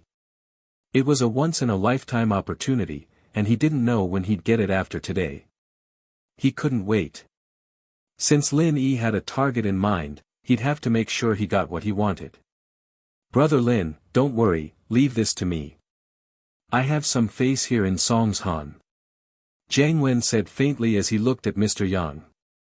Mr. Yang, are you not going to give me face anymore? Masterin, it's not that I don't want to, it's just that I can't call them back from their rooms. Mr. Yang smiled bitterly. They're not easy to mess with, oh. So you're saying that we're easy to mess with? Taizao raged, really wanting to slap this guy in the face. He and Bro were Songshan's 4 young masters. Mr. Yang smiled bitterly. He couldn't afford to piss off a single one of them. And bro, it looks like your face isn't that useful anymore, why don't we just let it go? I don't want things to get out of hand. Lin Yi said weakly as he looked at Jiang Wen. It's fine. Jiang Wen stood up from Lin Yi's words. You don't have to do that, just tell me which room they're in, I'll go find them myself. In Songshan, other than my bro Chen, there's no one who dares fight me for a woman. They're in room 418. Mr. Yang said. Masterin, I'll be leaving first then, please don't tell anyone that I said that, go. Jiang Wen waved his hand impatiently, cursing the coward in his mind. He turned to Taizao. Let's go, we'll fight and bro for a woman. Heh, alright. Taizao stood up as well, itching to go. In the past few years, they had done plenty of such tyrannical things, so they didn't care at all and weren't afraid of getting into trouble. Most people would take the initiative to keep the peace after hearing the name of the 4 young masters of Mount Songshan. No one would argue with them and cause trouble. Brother Lin, are you coming? Jiang Wen looked at Lin Yi, who was sitting on the chair. You're a man, you need to be hot-blooded. Even if you don't do anything, you should at least watch from the side. Then. I'll go take a look. Lin Yi stood up excitedly. Actually, I'm looking forward to such a hot-blooded scene. It's just that I didn't dare to before. Ha, no problem, just watch. Taizao laughed. Watch how the 4 young masters of Songshan step on people. Taizao put on a righteous face as well. That was the only way to get Lin Yi to let his guard down, and they'd be able to take pictures of him later. Alright, then I'll also borrow the tiger's might for once. Lin Yi stood up and took 2 steps forward. Then, he turned around and picked up a bottle of red wine from the table. I need to bring a weapon to protect myself, these things are all trash if you follow us. Taizao curled his lips. The name of the 4 young masters of Songshan was much more useful than a bottle of wine.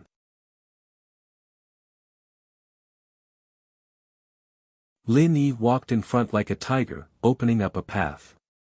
Jiang Wen and Taizao, on the other hand, were chuckling inwardly at the guy's thought. He'd gone crazy thinking about the twins, otherwise he wouldn't be this excited. He stopped in front of room 418, waiting for Jiang Wen and Taizao to walk over before kicking the door open. His voice grew shrill with excitement. People inside, listen up. If you know what's good for you, send Shue and Hua out to our young master right now. Otherwise, you'll be in for it. With that, he threw the bottle of wine in with a bang, hitting Xihua's face and causing his nose to bleed. In actuality, Lin Yi had made his voice sharper on purpose, he didn't want Sihua to recognize his voice. After throwing the bottle, Lin Yi quickly hid behind Jiang Wen and Taizao. Jiang Wen and Taizao, on the other hand, didn't mind Lin Yi's actions at all. They thought that he was just trying to act cool, but was also a coward, using their power to intimidate others. Jiang Wen and Taizao walked into the room, and with Lin Yi leading the way, Jiang Wen pointed at the twins. "I'm taking these two girls with me tonight. You guys don't mind, do you?" Jiang Wen used to say this a couple of years ago, and it was easy for him to say it now. He looked at Xue and Hua Hua, and found them to be as pretty and sweet as the three girls Mr. Yang had brought. No wonder Lin Yi wanted them so much, even Jiang Wen himself was moved. If it weren't for the fact that he had to take pictures of Lin Yi, he would have taken them home himself. Sihua was stunned by the bottle of wine that Lin Yi had thrown at him. Who dared hit him in Songshan? Did they have a death wish? The voice sounded familiar, but Sihua didn't have time to think about it. He raised his head to look at the door and saw Jiang Wen and Taizao walking in.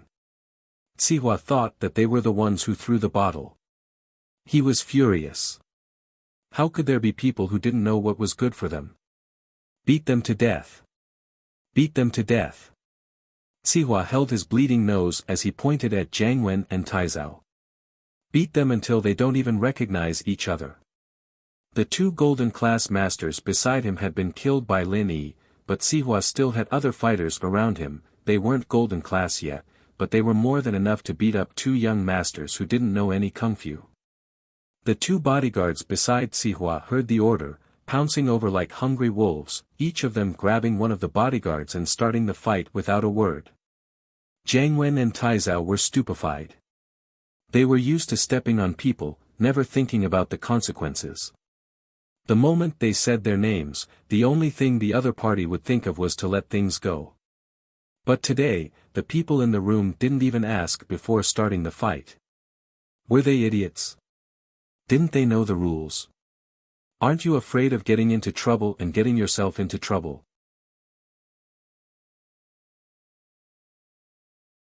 They were only thinking about themselves. They didn't think that this was all caused by Lin Yi. If it weren't for Lin Yi smashing a bottle of wine on Sihua's face, he wouldn't have ordered his bodyguards to start the fight. Usually, Jiang Wen and Taizao would bring a strong follower with them when they came out. For example, the feminine man from the other day was Taizao's fighter, and he had no problem fighting 1 against 3. But today, he was treating Lin Yi to a meal, and so Jiang Wen didn't bring any irrelevant people. Only when the fight was about to start did he realize that there was no one on his side who could fight.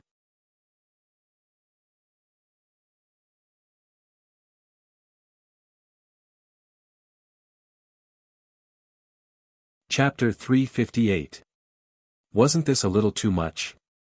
Taizao didn't even get a chance to say anything before another bodyguard punched him to the ground. Cries and screams filled the room.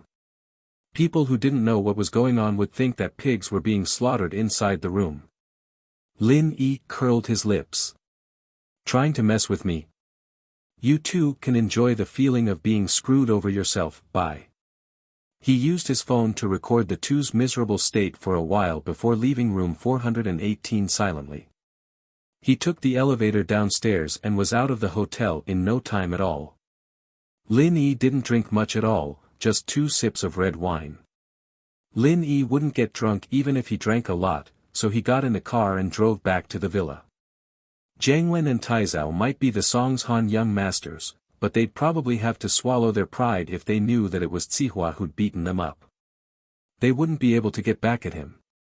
Yushu called him again on the way home, and Lin Yi picked it up with a smile. What's up? Is there something else? Yao Yao asked me to check if you did anything bad again. Yushu giggled. Nothing, I'm going back soon. Lin Yi smiled. The mist was cold on the outside, but warm on the inside. She did care about him a lot. Shoo, don't say stuff like that, I'm just worried that he'll get filmed and sent to me. Meng Yao humphed, not admitting what she was thinking.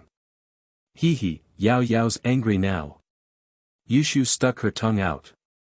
Shield bro, did you do anything to them? Yup, I'll tell you guys when I get back. Lin Yi found it hilarious the more he thought about Jiang Wen and Taizao. Those two were really unlucky, he didn't know who was stronger, Jiang Wen and Taizao's power. On the fourth floor of the Bright Star Hotel, in room 418, there was a one-sided brawl going on. Two bodyguards were kicking and punching Taizao and Jiang Wen, who'd already turned into pig heads. You dare hit me? Do you know who I am? Jiang Wen yelled at the top of his lungs. He took the opportunity when the bodyguard was switching hands. I don't care who you are. Since you dare to come looking for trouble today, don't even think of leaving here standing. Jiaonang replied with a cold smile as he carefully wiped the blood off Zihua's face. Zihua bro, are you alright? Do you want to go to the hospital? I'm fine. Zihua said with a wave of his hands. A small injury like this wasn't enough to affect him at all. It was just a little scary, and he didn't feel like he was losing face at all. He was a big shot in the underworld, and now his nose was bleeding from a slap. It was quite embarrassing. I'm Jiang Wen. Song's Han young master Jiang Wen. How dare you hit me? Jiang Wen continued yelling while he still had the chance to speak. He was afraid that the bodyguard would land another punch on his mouth and turn him into a mute. Wait. Zihua paused after hearing Jiang Wen's words. He quickly waved his hand, signaling the bodyguards to stop fighting.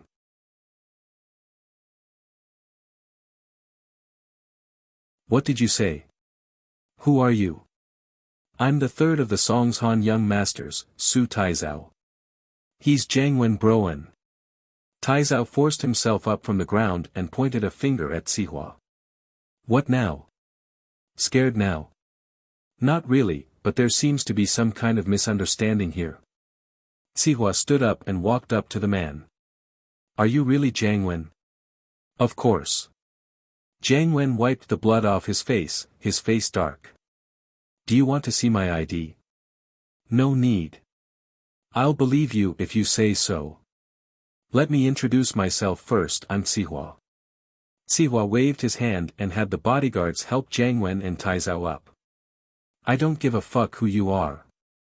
Zihua, double kick, great cannon, whatever. How dare you hit me? You'll have your house confiscated tomorrow. Taizao waved his claws and fangs. Taizao, don't make a fuss. Jiang Wen frowned at the name and raised his head to look at Zihua. As expected, the guy looked very similar to the Zihua he'd seen in the documents, except that his nose was broken now. You're Zihua bro? Yes, I'm Zihua. Zihua nodded. Master Wen, is there a misunderstanding? You asked me to meet you at the nightclub on the 5th floor at 9, why'd you come to my room early? I invited a friend here for dinner. He said he's interested in these two girls, huh? Where's he? Jiang Wen turned around, but Lin Yi was nowhere to be seen. What a huge misunderstanding. The owner of this room was actually Zihua. This beating would have been for nothing. Jiang Wen had been planning to get his men here as soon as he walked out of this room. He wouldn't let the people in this room have it easy. Getting their kidneys removed would be too easy for them. But now, he could only swallow his anger. Invited a friend for dinner. Zihua frowned. Who was the one who threw the bottle in here? It's that friend of mine. Jiang Wen suddenly called out to the hallway. Lin Yi? Lin Yi? Lin Yi? The friend you invited is called Lin Yi? Zihua's pupils contracted. You're saying that Lin Yi was the one who threw the bottle in here? What? You know Lin Yi, Zihua bro? Jiang Wen could tell from Zihua's tone that he knew Lin Yi. I do. How could I not know him? Zihua smiled coldly. Not only do I know him, he's my enemy. Master Wen, I'm sure that you've been tricked by that Lin Yi. Jiang Wen's face darkened as he fell into deep thought after hearing Zihua's words. He wasn't an idiot, he connected the dots and came to a conclusion immediately. Lin Yi had done this on purpose. He probably knew that Sihua was in this room, and knew that Xue and Hua Hua were here as well. That was why he'd purposely picked these two, using Taizao and Jiang Wen as cannon fodder to send them to Sihua's room. In the end, a bottle had escalated the conflict, and Lin Yi was gone when the two of them went in stupidly.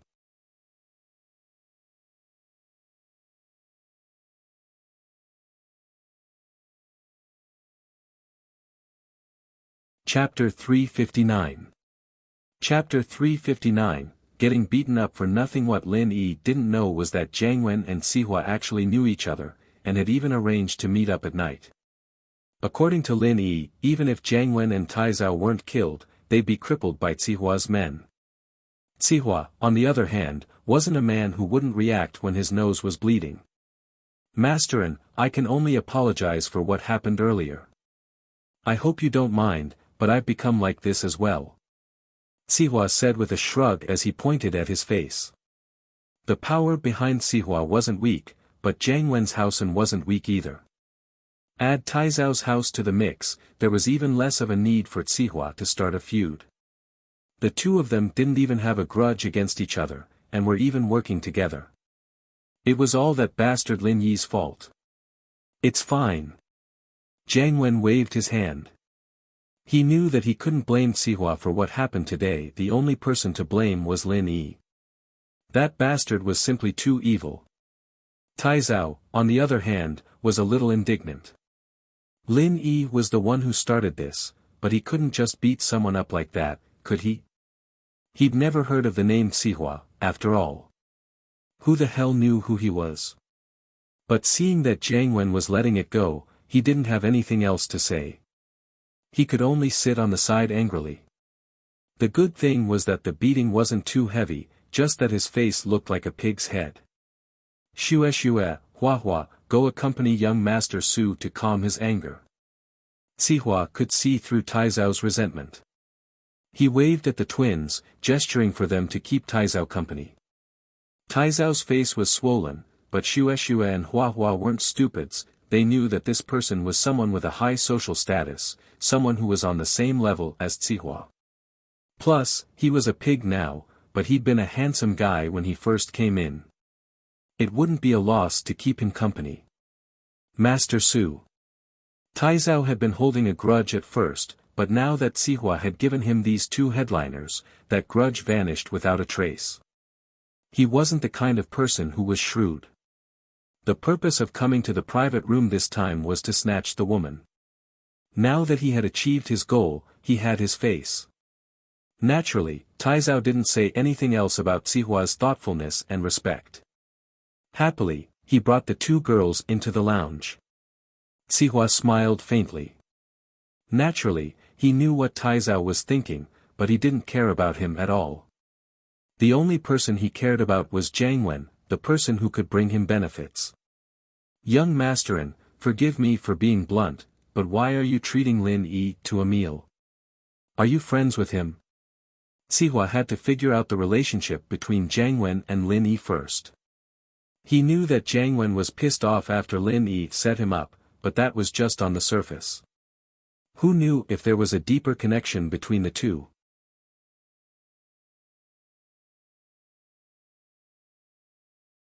If Jiang Wen and Lin Yi were really friends, then this cooperation wouldn't be able to go on. Friends? Jiang Wen smiled coldly. More like love rivals. Oh. Sihua narrowed his eyes. He'd gotten a useful piece of information. I was wondering why he'd set you up. I've underestimated the kid's intellect. It seems like he knew that I had bad intentions towards him all along, so he set me up after eating me. Jiang Wen said angrily. Sihua bro, you and Lin Yi is Menyao's bodyguard. We wanted to kidnap Mengyao to achieve our goals, but Lin Yi ruined our plan. Sihua said nonchalantly. Naturally, he wouldn't reveal something as shameful as losing two golden class masters, and now that the plan had failed, Guban had lost the ability to deal with Pengzhan. Sihua couldn't be bothered with Mengyao, but Lin Yi, on the other hand, was something he couldn't let go of. Oh. Is Lin Yi really Menyao's bodyguard? Jiang Wen paused. He'd had his suspicions before, but if Lin Yi really was Menyao's bodyguard, then he still had a chance. I thought that he had some sort of relationship with Meng Yao before, but I realized that he was closer to that Yushu. Sihua was talking about the theme park incident. Lin Yi risked his life to jump into the sea with Yushu, and that made Sihua suspicious. Yushu? Ha, that's great. Jiang Wen lost his composure a little after hearing Sihua's words. But he couldn't be blamed for that. He'd been planning to cause trouble for Lin Yi because he'd heard that Lin Yi was Menyao's boyfriend. Now that he was sure that Lin Yi wasn't, Jiang Wen felt quite satisfied. What's wrong, Masterin? The girl you're in love with isn't Mengyao, is it? Sihua seemed to have noticed something. I'm sorry, Sihua bro, but Yao Yao and I are childhood friends, we grew up together. Jiang Wen nodded. I saw Lin Yi with Mengyao when I came back to China, so I brought him out to see what's going on. That kid isn't simple. Even if he's just a bodyguard, you still have to be careful of him. Sihua reminded. He didn't mind using this opportunity to drive a wedge between Jiang Wen and Lin Yi into the fray. I will. Jiang Wen nodded. Sihua bro, you guys want to go after Mengyao? It's all in the past, and that plan has been terminated. Don't worry. Sihua smiled. Even if it wasn't terminated, I wouldn't do anything for Master N's sake. Thank you, Sihua bro. Jiang Wen was quite satisfied with Sihua's attitude. The two had some conflict at first, but that was all because of Lin Yi. Now that things were out in the open, Jiang Wen still wanted to work with Sihua. Masterin, we don't get to know each other without a fight. We're both straightforward people, so just say what you want. Sihua smiled as he poured Jiang Wen a glass of red wine. Because of the misunderstanding, the two skipped the pleasantries and probing each other's secrets and went straight to the point.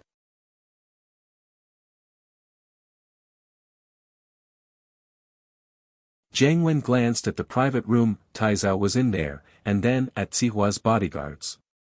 He wanted to say something, but he didn't. Sihua smiled, naturally understanding what Jiang Wen meant. He waved his hand at his bodyguards. You guys leave first. Yes. The bodyguards didn't say anything and left the private room. After closing the door tightly, they stood guard at the door of the private room.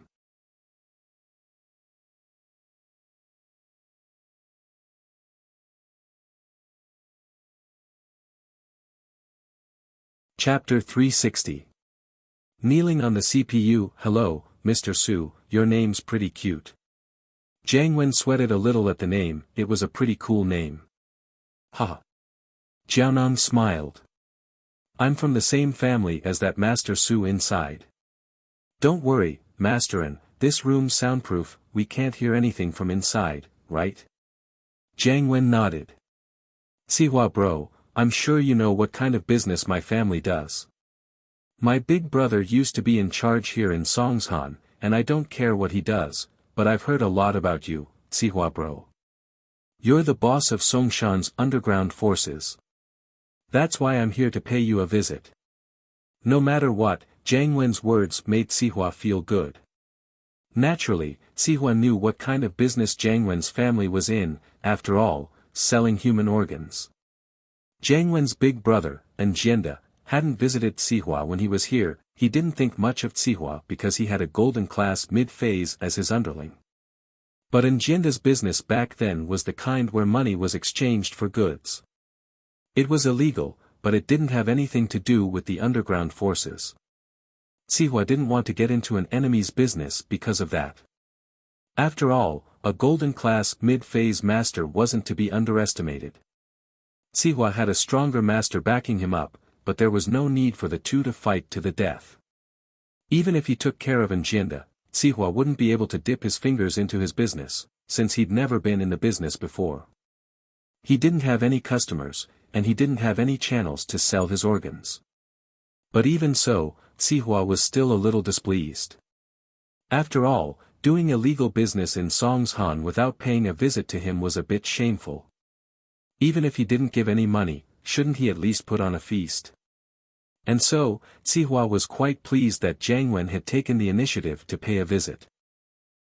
Master Wen, I'm glad that you're thinking like that. Don't worry, there's no one I can't take care of in Songshan. If you need anything in the future, just say the word. Sihua said boldly. However, he was obviously bragging. At the very least, he didn't manage to deal with Lin Yi. Not only that, but he also lost 2 golden class masters. This was a huge loss. No. Sihua bro, I'm not here to visit you this time. I'm here to talk about cooperation. Jiang Wen waved his hand with a smile. Cooperate? Sihua paused. What was there to cooperate with this guy? Sihua bro, you know that fewer and fewer people are willing to sell their kidneys these days. People aren't stupid anymore. My brother used to lie to people, saying that losing a kidney wouldn't affect them at all. But the truth is, people who have their kidneys removed will have their bodies deteriorate. No one is falling for that anymore. Jiang Wen said helplessly. That's why I'm preparing to make a move on the homeless and beggars. Of course I have to go through you, Sihua bro. Sihua nodded.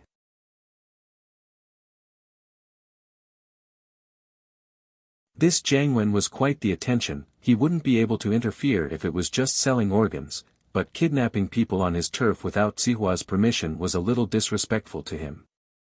Sihua nodded, thinking that Jiang Wen wasn't a big deal at all.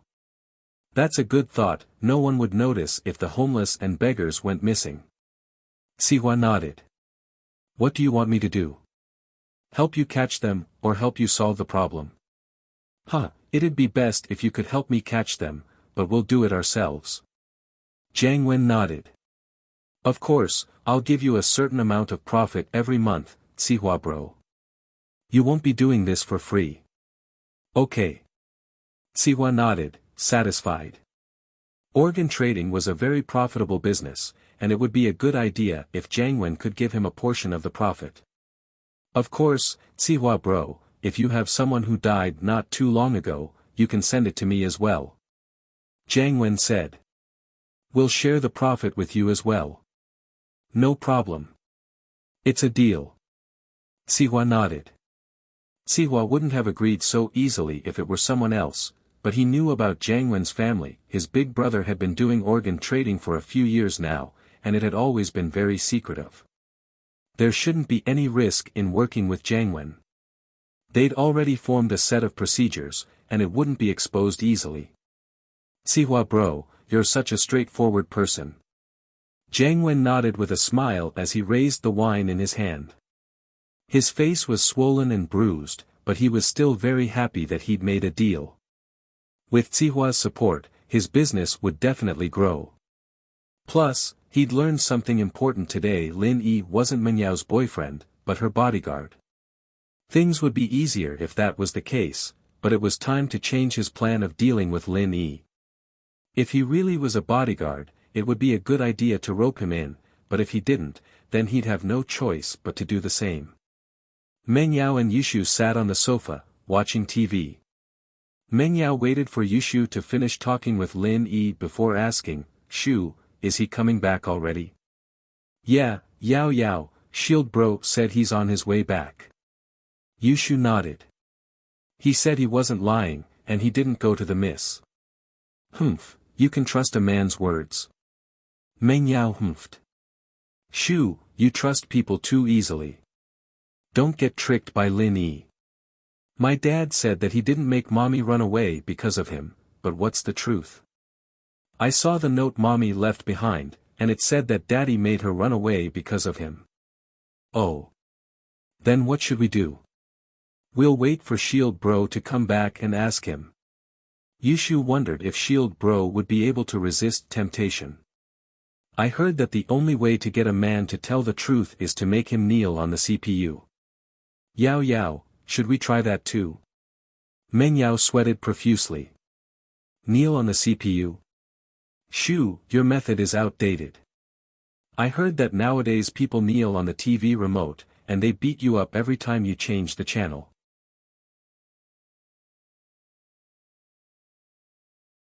The new CPU doesn't have pins anymore, so it's useless for punishment. It's fine, Yao Yao.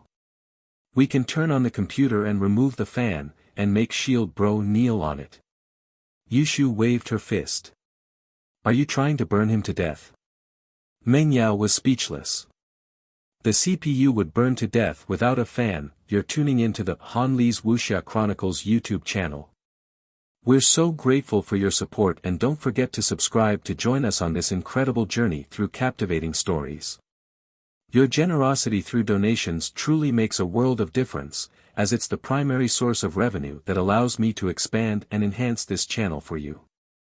Thank you from the bottom of my heart for being a part of this adventure.